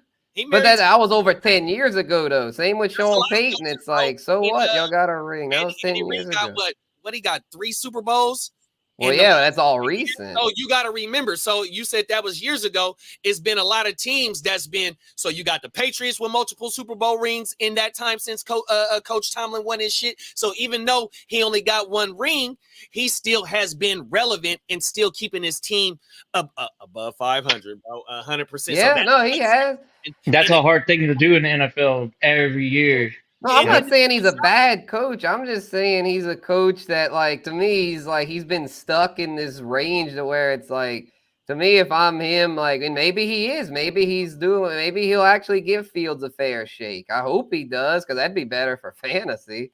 The thing with Fields, though, Fields is riskier. If you go with Fields, it's going to be probably more turnovers and stuff. But there's definitely more upside with Fields. The And Bears if the was just a upside hits, shitty they might be able to situation. compete with Baltimore and all those other guys. Remember, I it just wasn't think long with ago Russ, when we were. bro, your upside is capped big time. Yeah, it's very low. And then the upside with Fields is if you want to go, okay, this guy's got age in his favor, and his college production was lights out, way better than Russell fucking Wilson. The fool threw for 40 plus touchdowns and had like a handful of interceptions. Everybody acts like this guy can't throw the ball with accuracy, but in his college profile, he was I was probably laughing at Bake's one of the pick. most fucking accurate passers that Ohio State ever had. And that's why people Oh, what talk up, highly PFF? of him continuously. who? Like people will go to bat for Fields. And if Oh, I talk about players as they, yeah. like players will go to bat I for mean, and Fields as that's like the news. he's Did around you see too. that? The news that was coming out was like Justin Fields, he kicks it with all the position guys. They all go out, eat, and fucking and go over film, and you know what I mean. Russ is doing Russ things. You know what I mean, but that's anti-social life, you know. Yeah, exactly. Who knows what Russ is up to? Who cares? Nobody even fucking cares. Like, doing high knees. We don't want to hang out with Come on, Russ. bro. Like, You don't want to see Russ high no knees? hang out with him. The thing, here's my thing with Fields though. This Russ will be my doing the last. high Before we knees, move on bro. to the last topic, this is my only Okay. rebuttal to the Fields take is, well, how come the Bears only got a 6th-round pick for him? Because you know why? Because the Rudies are fucking ingenious. And they outright said we're gonna do you a solid by telling you that you're gonna play for the team you want to play for. They picked up his 5th-year option too when they traded for him. That was the part of the solid too. No, they didn't. They didn't take it. Oh, no, they didn't? I was about to say, I don't think they didn't even do him a solid, they bro. didn't pick up Najee. No, but that's more motivation for Fields. But that is a Rooney. That is a Rooney. Yeah, there was no way in hell that is a Rooney thing. That goes back to their ingenious. That's what Guccini was talking about. Was that fucking Pittsburgh's got 2 guys on the roster who ain't gonna be there next year theoretically. So you might as well see what both of them have to offer. And like, I would put money on putting the younger guy out there who has shown that he can jive with the roster. Brody. They're gonna bring them both back, Brody, on some fucking. We don't need mediocrity. We either got to go for it or take our. Hold on. I just thought of this. But Coach T's been stuck in mediocrity in the past 5 years. Did they not have Kenny Pickett and racist Rudolph last year? That was in his. I don't think Pickett was a Tomlin move. This combo's way better. They're gonna run them back regardless of what happens. I'm telling you, bro. I mean Russell Wilson. Yeah, for sure. Not a big goddamn racist Rudolph with the Titans and Kenny Pickett last year. They got into the playoffs. But it's like, but it's like now it's like with the way the NFL is making the playoffs and what it used to be. Oh shit, I forgot Trubisky was a part of the pack. Trubisky was actually the biggest part of that run. Nah, but see, Trubisky got no Rudolph. I thought Rudolph's the one that Trubisky, it was Rudolph. When Trubisky was under center, they won 0 games. You know what I mean? Yeah, it was terrible with Trubisky. Yeah, it was the Kenny Pickett, racist Rudolph pack, bro. Yeah. And now they got a Russ Fields pack. I mean, it's a pack over there, bro. They're gonna keep the pack together. This is what they're doing right now. The next one of these morning shows, we need to make that, and we'll break this down more because I'd like to keep it going, but I'm gonna have to get going here. We're an hour and a half in, so let's get this last topic in before we dip. Position battles, y'all. Rookie. We just talked about the last one is rookies. The last one would be just what rookies are we looking for to stand out in camp? Shit. Give me my favorite right now. One of my favorites. I want to see what Malik Neighbors can do. Coming into the draft, a lot of them analysts had him in why I can't think of his name right now. They had them neck and neck as the number 1 receiver. Marvin Harrison, thank you. They had them neck and neck You know what I mean? So for him to go into a situation, they both are the number one wide receivers going into that situation. One is A tied lot to of volume. We could assume, right? no, for sure. A lot of, but one is tied to a little bit better of a quarterback situation. But yet the fucking the thrill of taking Neighbors and him being able to pop, bro. I think that's a hell of a watch to going on. I got one share of the Neighbors in all of my dynasty leagues, and I love that share. I'm like, yes, I got one. You know what I mean? I'm hoping. Yeah. And Danny Dumbass is been shown to be able to sling it. You know, not the greatest, but at all. Man, if we can just get some volume here, what? Come on now. Yeah, okay, I like that. Malik Davis. I mean, and we're gonna be able to watch it too, huh? Did anybody check out the Hard Knocks joint yet? I ain't seen none of it. I don't think it's come out yet. I think it's just receiver. Yeah, you got wait. We got. Oh yeah, there's some of it that came out. Yeah, the part with Dayball with Saquon that came out. I'm on the phone talking about you can go ahead and seek a trade. Yep, and then Dayball with Drake May, like trying to see if Drake May would be a good fit in their offense. Yeah, I just don't want to give $12 million to a running back just to get handed off. Man, get your ass out of here, bro. They shouldn't have let that clip play. Yeah, it's one of them deals to where, like, the thing with Dayball, like, yeah, you best believe he's going to force feed Neighbors because without Saquon, their Neighbors is going to be the focal point of that offense. It's just, will there be enough plays run to support Neighbors as a WR2? I think it's definitely possible. You know, I just think there's no way he's a WR1, you know, as a rookie. How many 1,000-yard receivers did we have last year? Like 40? That's crazy? The point. Just because exactly. Just because you're a 1,000-yard receiver, that don't mean you're a WR1 for fantasy. To be a WR1 for fantasy, you got to have close to 1,500 receiving yards. And in that offense, I don't think there's any way a receiver is going to get that much. But I do think Neighbors gets. But I think he hits for. I think Daniel he hits Jones for about 1,000 to 1,200, 3,400, 3,100. Huh? Danny Dumbass. Oh, Danny. Yeah, I think he's career year for like about 3,000. Okay. It was and I bet Malik gets about a third of that. 2022, right? Was that the year? 2022? Yeah, he played all year. Yeah, he played all year. Yeah, he was a QB1 in fantasy that year because he ran like 700. He was a back end QB1 for like 7 on the ground. Yeah. He only threw like 15 TDs, but he ran 7. Oh, everything. Yeah, he only threw. He only had 15 passing TDs on, bro. That's all, and ran 7. Yep, so you mean Neighbors can get 15, bro? He's gonna get all. I think he'll get 6 to 8. That's my projection with Neighbors. I'm gonna say 85 receptions, 1,100 yards, 7 tugs. I like that. 11 is generous. WR2 finish right there, bro. I mean, not generous. Exactly. That's like Devontae Smith numbers. I think him and Devontae Smith are very similar for this season. Where you're drafting that or where he's going at right now, you're not taking him to be your WR1. You know what I mean? You're exactly. He goes at a fair price, usually like late 4th round, you know. But the thing is, though, being a rookie, I feel like he's going to start to get some hype to where like the hype train might kind of kick off to where I'd rather – if he's going over a Devontae Smith, then I'll just wait for the Devontae Smith at that point. Oh, yeah. Yeah, absolutely. I ain't mad at that. Yeah. This is a layup, yo. Like we gotta think about. Yeah, we gotta think of some deep dives here. I'm trying to think of a deep dive. We talked about the layups here. A deep dive. I'm totally not even looking at it. For Cody Strader, QB1, QB2, Jaden Daniels and Caleb Williams. Those are the 2 guys that you need to be looking for in rookie camp. If they're coming out and they're actually solidifying their position as the alpha, you know, I have a C on my fucking chest, and everybody's gonna come to me and look at me as the leader of this team.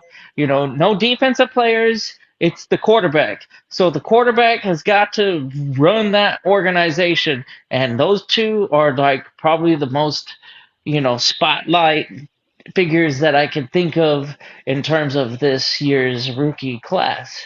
And if any of those 2 do break out and have a CJ Stroud style of production, then, you know, I wouldn't be surprised because they're both athletic.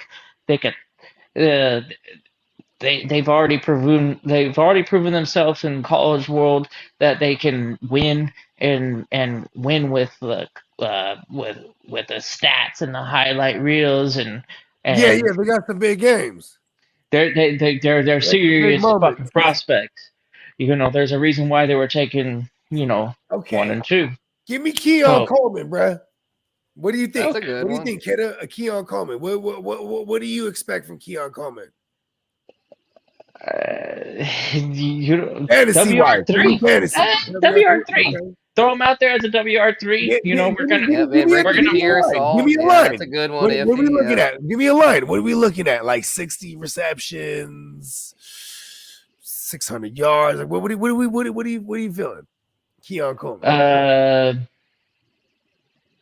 60 receptions to 600 yards might be a floor. I think it Like a could be floor? better than that. Okay, I like it. Yeah, Great. but that Okay. what relevance is that? Like you could pick that up. Because you off went the with waiver wire. You went with WR3, so I threw those numbers out. So I like that as a floor. Okay. Yeah, but game-changing rookies, you got to go with the quarterbacks. You got to go with those top two yeah. guys that are going to Yeah, get and Marv the Jr. start I beginning mean, of the season to the end. yeah. And whichever one, Bryce Young was the one that didn't produce, and then C.J. Stroud was the one that did.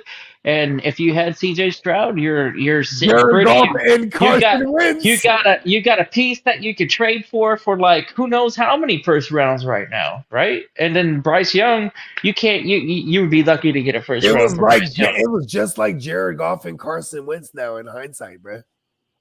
Because they Yeah. were the 1 and 2 too.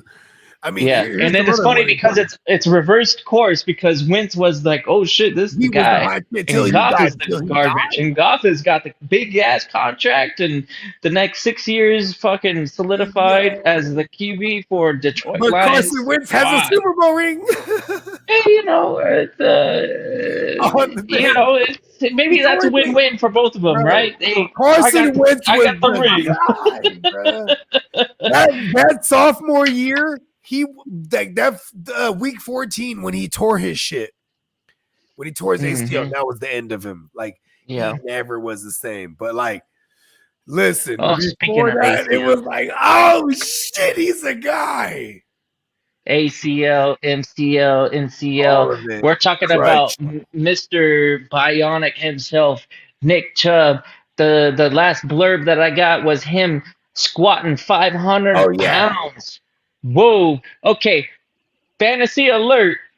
Get yourself some Chubb hella late because there's no way Jerome Ford is taking 20 plus carries a fucking week. It's gonna be a goddamn Nick Chubb season again. And this guy's already done this. He's already done this. Come back from a serious injury and produced as a fucking RB1 in fantasy. He's done it several times. Chubb is one to be on the lookout for. If you can get him at an extreme value, there's no way I'm passing it up. I would go out on a limb after hearing that blur because the squat is that's a different weightlifting maneuver. Like you're using a lot of your body. Opposite deadlift. And the knee is definitely involved in that. And if you can do 500 pounds, then the guy is healthy. And we know what kind of runner that Chubb is. And there's no way that anybody on that roster is going to fucking take carries away from him. Hey, Nick Chubb and Jonathan Taylor are arguably the best pure runners in the game right now. I'll even say Zeke, too, because he's still around.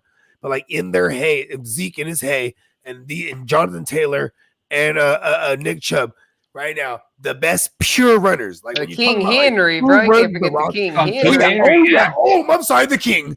But you can't forget the King. He's already been runner. Look where you're getting King Henry, and then look where you're getting Nick Chubb. You're getting Nick Chubb way after fucking Derrick Henry. Way after.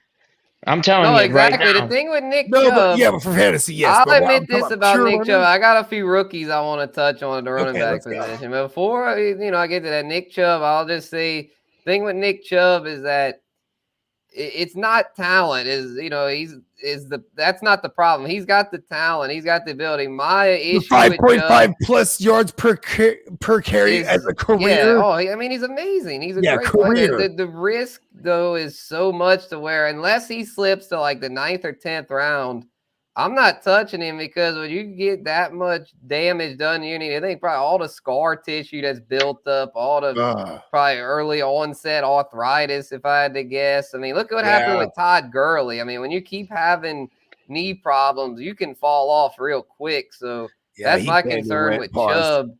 That's why I'm so up on him, though, is because he's already proven to the world that's like, hey, my knee's not a problem. Pause. Well, the thing is, this is now the second gruesome one he's I don't know if you've ever put weight on a bar, Spencer, but 500 pounds as a squat is not a fucking insane. I know. I've lifted before. Like, I can barely do a freaking. I remember Lee hit me up. Lee called me up. My max. He's like, yeah, 500 pounds. That's impressive. I'm just saying that's a couple linebackers. You think he's going to be risk of re-injury is the issue. That's the only issue to me. It's like when he's out there, I think he'll still produce. That's not what I'm worried about. I'm worried about where his status I think the chances are much higher for someone like that that's already suffered. So obviously, why didn't Breece Hall get injured last year? Well, I mean, yeah, I get that. Anyone can get because injured of 3 years. Sure. But I'm just saying, you got to look at injury risk. I know I do. And I mean, Nick Chubb is just someone that's a lot. The way he's being drafted, I'm just saying you should definitely seek out Nick Chubb if he's sitting there in the 7th, 8th round. There's no reason that he should be still sitting there. Oh, I don't really trust him I mean, maybe as a 3 if I wait on running back, but shoot, I'd probably almost rather him as like a 4. But that's just me. I mean, as a talent, like, I get your point, kid. I'm not saying you're wrong necessarily because, man, if he does come back, like, he might be an RB1. I mean, and that's Stefanski offense, but he's never not been an RB1 when he's I did it playing. with Todd Gurley. I stayed away, and, I hate to say it, but, Georgia running back, man, Georgia, they run the shit out of their running backs, man, and we saw it, unfortunately, with Todd Gurley. His NFL career came to an end early. I hope the same doesn't happen with Chubb, but it wouldn't surprise me. Speaking of we Georgia, also seen Frank Gore come back from ACL, two torn ACLs. We seen my boy Breece Hall. He had a severe. Yeah, Breece Hall just did it. No, and then Willis McGahee. But Breece Hall, that was his first time. Oh yeah. We're talking about medical procedures improve. Hold on, JD. Go ahead, JD. I forgot about that. Tell him about Frank the Tank. I forgot about that. That's really important. Two of them, and then also Willis McGahee. Willis McGahee's injury was also a gruesome injury. He did it in the national championship, and they went on to have 100%, bro. Crazy careries. Crazy. What the Nick Chubb thing is, bro. Like, and that was the bad medicine days too, right? That was like old tech. That was old medicine. Early 2000s on my mama. With the Nick Chubb take. Yeah, because Frank Gore had 2 of them, right? Both knees. 100%. No, facts. And he was the Tank, the immortal one. I actually think he's actually still on the Bills. I don't even think that's not even his son. That's him. That's him. No, I mean, that's fair. It's one of them room. deals to where, and I obviously never wanted to see someone hurt or see someone's career. And I'm rooting for Chubb. I hope he comes back and kills it. It's just for fantasy, though. Gotta, like, I just view it for fantasy. I'm just not really messing with it. But it's one of them deals to where I see y'all's side, though. I'm not necessarily saying y'all are wrong because I could see it, but I'm not gonna mess with it because my take with the Chubb in the fantasy too is that we talked about it earlier. If your league got the IR spot and he continuously slide, like how somebody said, he could be a league winner at the end of the year, even if for real. Not exactly winner back. It could be a winner back. Like how he said he's a perennial RB1 when he's healthy. He also has a career average of 5 yards per carry as well, bro. That boy, when he totes the rock, he totes the rock on everything. So, and if we're expecting him to come back between week 8 and week 10, it might take him a few weeks to get ramped up, but yeah, he's coming back at the right time, bro. Yeah, bro, it's winter time. What do? We're running the ball. And it would bank But on hey, look at if they're Tino's point, competitive. though. I mean, it's rare that they come back, but I mean, there's been different ones that have. It's So the chubby one. It's I'm not rooting rare for for the him guy. because I'm this is rooting for him for 500. sure.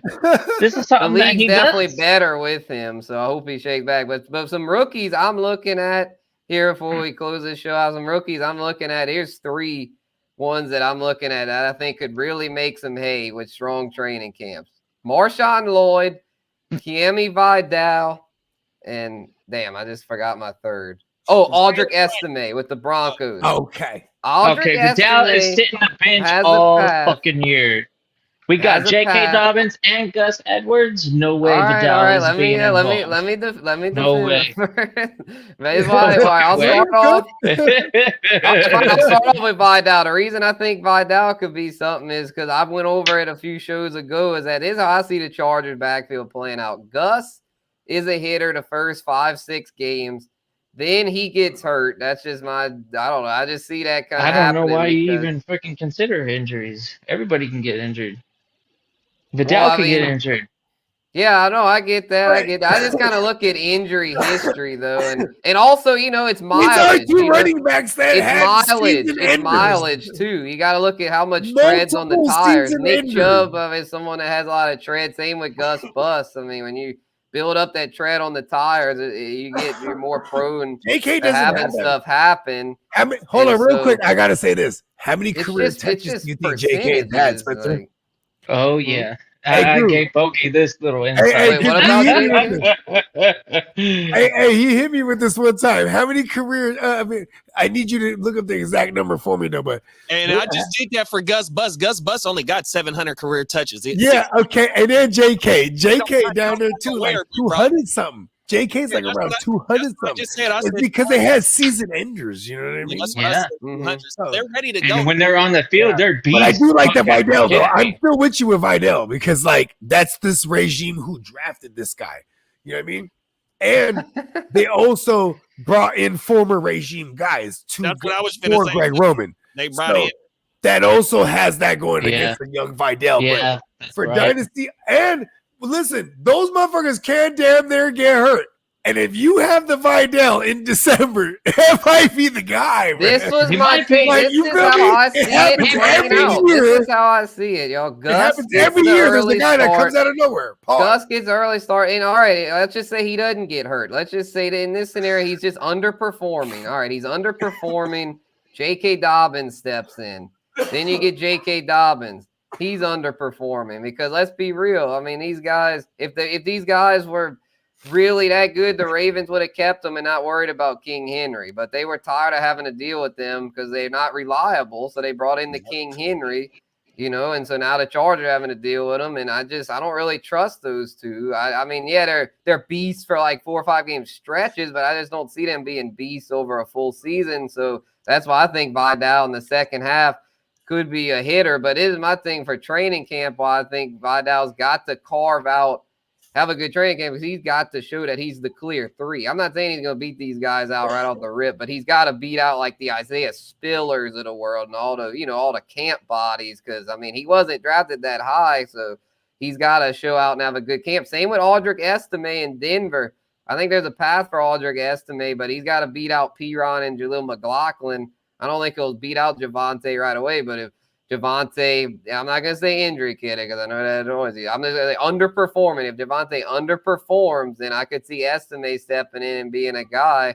And same with Marshawn Lloyd. If Josh Jacobs, I mean, we know throughout his, I mean, I like Josh Jacobs this year, but let's be real. I mean, Josh Jacobs, he's had some history of sometimes where he isn't always that dude. So if he would slip up, the rookie Marshawn Lloyd, if he can beat out A.J. Dillon and have a good camp, these are just 3 guys that I'm just saying if they have a good camp and can show that they should be in the rotation, if the guys in front of them underperform, then I could see these guys being league winners. I'd throw in Jalen Wright in there too, though. I love Jalen. Yeah, the thing is, when he's got 2 guys, but yeah, the same thing. But injury. They both have injury history. We can also bring in injury history. We just can't predict injuries to happen. Mm-hmm. Yeah, that was just my if we're point. going history and predictions and all that stuff, and then we base it on talent, then Trey Benson should be well above any of those names that you just mentioned, because Arizona actually runs the ball, and Benson is by far way better of a runner than any of those guys. The thing is with Trey Benson, well, no, big I and agree, fast Kiddo, and but the thing strong with of a runner that like you couldn't put it out of the question, because okay, I don't think James Conner ever actually just had a full season of being healthy. 2018. And then no, when Benson I does get his completely chance, agree. then it's like, I'm not holy disagreeing shit. at all. Is My he gonna point, though, is he gonna retain the job because he doesn't get injured this time? Who knows? Oh, I don't 2018 James Conner died too, actually. right? Remember But here's Yeah, my point Conner Jalen died. with Samuel? Trey Benson. What was his name? JG Samuel? Iffy. Trey Benson, though, is going in these drafts. Trey Benson's going. He's going around the same range as Chubb.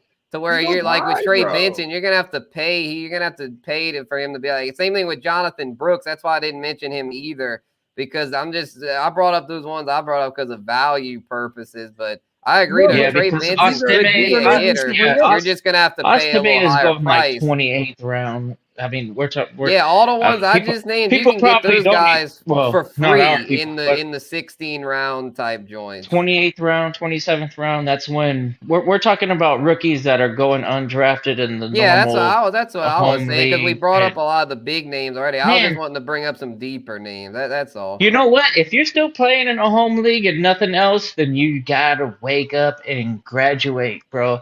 Like, get into the next generation of fantasy football. Play IDP, play at least start 11s, and preach and really enjoy football, because that's what fantasy is all about: is watching every single fucking game of the week and having something to pay attention to. A real deep game. Because most people come into the game watching some random CBS Fox Sports channel, and then watching these two teams play it out, and they're like, "Wait, I don't have nothing in here. That's not my team.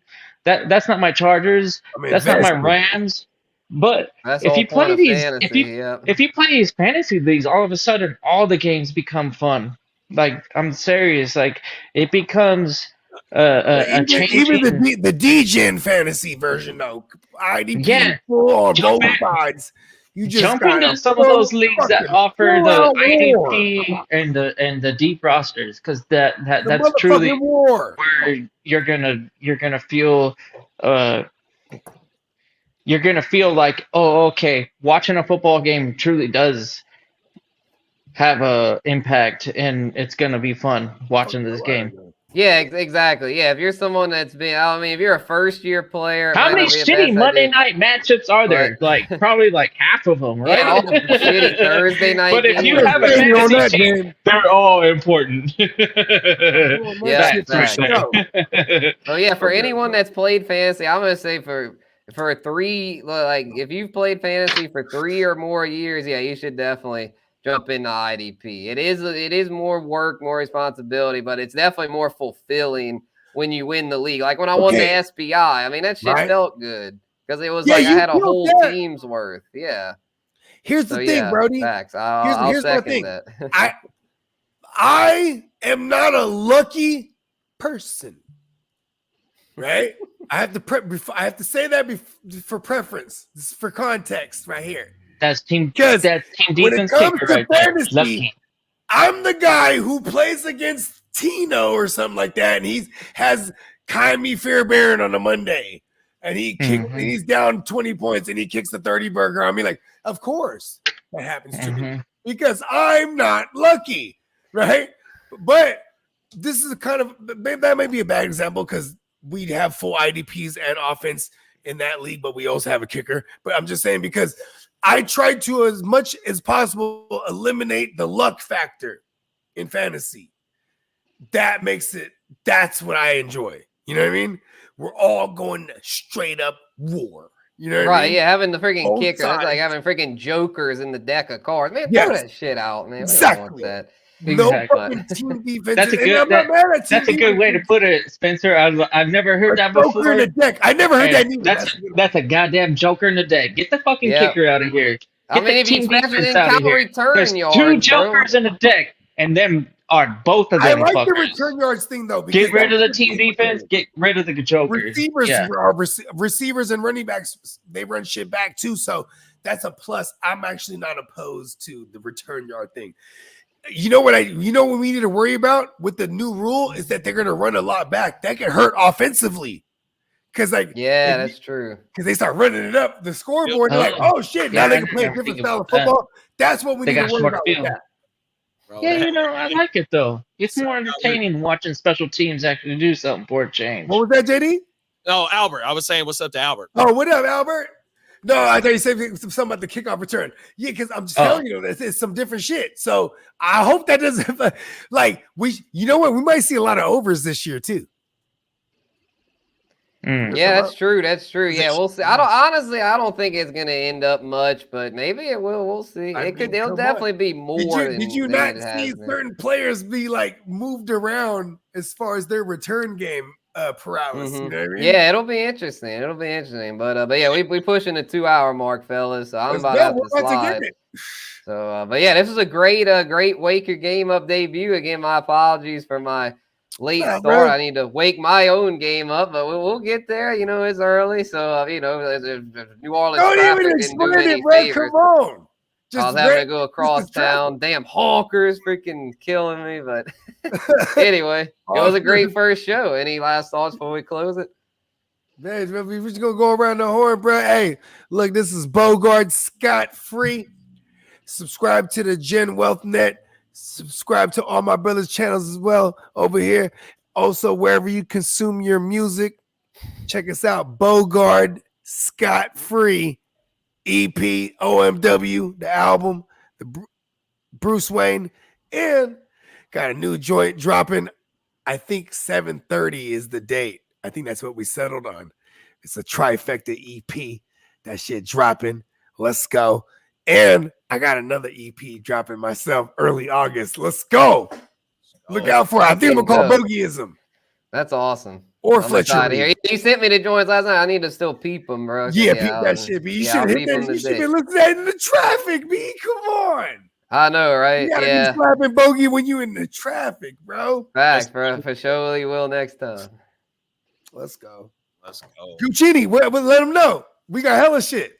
Hard to Start podcast, man. Y'all already know what it is, man. Find me Wednesdays Playmakers, 100%, man. Right. Know what that is. Gen Wealth Network, 100%. On Mock Draft Mondays whenever Spencer called me. You know what I mean? Come on now. Yeah, that was fun, bro. I have to run that back. In my humble opinion, coming up 100%. Oh yeah, August. Yep, in my humble opinion, coming in August. Tomorrow we supposed to be filming a weekend wrap-up show, so be on the lookout for that. Brand new shit. Hard to Start podcast. Subscribe. Orange juice and a blunt for breakfast. Saturday mornings, me, Bogey, and Slim. We had a shout out to Dennis last week for pulling up on us, Ignorant Thinker podcast. Then we got the Smoke Coast podcast, man. Spencer and Bogey, they pulled up last week and helped me kick that off. You know what I mean? So hopefully me, Hefe, my dog Renegade, and Cuzzo Kev pull up and we get Spencer and Bogey back on. Kid, you welcome whenever, you know what I mean? I don't know what your schedule is, but you welcome to pull up on the Hard to Start 100%. Yeah. Shout out to everybody, man. Like my brother said. Hey, let them know. The Hard to Start. Let them know. Oh, man, in fantasy, if you ain't got the heart to start, you ain't got the nuts of a champion. And in life, if you stay ready, you ain't got to get ready, bro. Chances make champions, B. Come on now. Ooh, he has the killer closer, bro. I ain't going to lie. That's why I said let him know. He has the killer closer, bro. Facts. Any last words, kiddo, before we sign off? Yeah, for sure. You got to check out everybody's channel here. I know when you watch Hard to Start and you get those isms, we know it's for real because we're not talking about objectively, like consensus stuff. We're talking about game changing, league winning ideas. And we want to go ahead and get you the best information from our own insight. It's subjective. We're not trying to be consensus thinking. And when it comes to Guru, come on, man. He's been around. We got this. Yeah. He was raised with it. Got this. He's been doing this thing since he was 8 or 6. He makes money doing what he does, and people make money His doing actual job this. is the industry. That's Yeah, I get paid to be Yeah. a You're sports actually journalist working and in the industry. like, That's fucking commentator. awesome. So yeah, I mean, He's got a not to lot of brag on weight to his myself. Yeah, voice, that's and legit, man. that's You're a real that's something journalist, bro. that's not something to shy away from. Yeah. You know, this You is know, all Spencer subjective. Guru is We the can be actual. wrong. Hey, We're hold on not. real quick. Spencer, tell him where to check your articles out too, B, because man, this motherfucker's a writer for real. Y'all don't even know. He comes through on the fantasyisms. Dude's a real writer. He's a journalist for real. Like this shit Yeah, crazy. appreciate you, Bogey. Yeah, and you too, kiddo. Because yeah, it's hard work, man, but it's honest work. You know, I just try to give it straight to the people. You know, here in New Orleans, I'm a journalist for NOLA.com, the Times-Picayune. You know, got published work coming out this weekend on the rugby. You know, football. You know, it's off season. I have some football stuff. More football coming in August. Been covering recruiting, so I have a little bit on that. But the rugby got the Major League Rugby playoffs this weekend. NOLA Gold is the team I cover, you know, the local team. So yeah, that's popping off Sunday. They got a local team. What? Yeah, local rugby team. Oh shit. yeah. Yeah, no one was covering them. So then when I shit. started with this, I was like, well, I'll jump on that, you know, I'll give it a shot. And so I've been watching a little rugby. Who you like? So. Who you like? I haven't done enough background yet. Okay. The press conference is tomorrow, so I'm going to talk to the coach and players. You know, I'll have a better take then. So next show we might circle back. But yeah, appreciate y'all. You know, let me get that plug in. Also, Yeah, come on, bro. This is your real life. You should be plugging it more. You know what I mean? I know, right? Yeah, every time. Don't even trip, big little bro. Yep. I got you, man. Yeah, subjective opinions win championships. That's all I have to say. If it was objectively true, then everybody would be winning, and that's not how it is in these leagues. So you have to be a little bit different. You have to think a little bit harder than the objective truth. NOLA Gold. You have to be, hey, I'm willing to go the next step and take a guy here when consensus says, hey, you know what, that's probably a little bit reachy, or why you even have this guy on your radar? That's your subjective opinion, and those are what matter the most. And from the consensus. From what you guys need to understand is that all four of us have been successful in this environment, and what you're dealing with we've all right got now. Chippers, bro. We've got we're all decorated. What I'm telling you is actually sometimes useful. So don't shy away from coming back, checking us out. You know, Bogey, I don't know how many times we've had a conversation about what our mentality is, but it's always been constructive. Winning the chippers. We're only about one thing. We're not rebuilding ever. We're always about winning these leagues. And you know, let's focus in on what we're supposed to be doing in fantasy life. You know, especially in Dynasty, man. That'd be my last book, my last closing thought, my rant. Like fantasy's fun, but you know what's funner? Dynasty team. Win now. Winning. Win now mode, damn it. We're about winning because a lot of these dynasty leagues fizzle out after 2 years and shit. So always be trying to win, man. Yeah, no, and listen, you know what's good? You know what's really dope is that I'm proud to say that a lot of the dynasty leagues I'm in, the early ones are going into year 2, and the other earlier ones are going into year 1. But most of the other ones are either in year 3 or 4 at this point. So it's like the understanding of the opponents and everything, it's all there. Alpha Davids is written out. Like we're going in. It's full once you cross that 2-year mark, then that league's probably gonna go on for another 10. I mean, yeah, it depends on the crowd. I mean, obviously not everyone. I'm just saying it's a good chance. This network is going 10+ years. I mean, we do have a innate ability to have this second hand, or what's it called, second nature, that we just rock with people we rock with, right? Yeah, I mean, shoot, me and you, Bogey, we've been rocking now for like almost 5 years, since 2020. JD. A good way to find out if a league gonna last too, though, in a dynasty is turnover.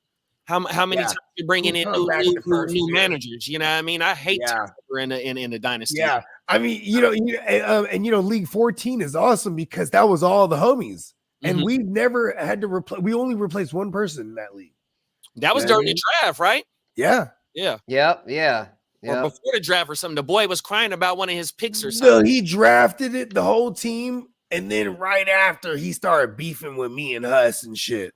It was like it was like Huss. And Yeah, let's not go down that rabbit hole. We had a great show today. Appreciate everyone. And yeah, we'll be back very soon with Wake Your Game Up, y'all. Let's go. Easy money.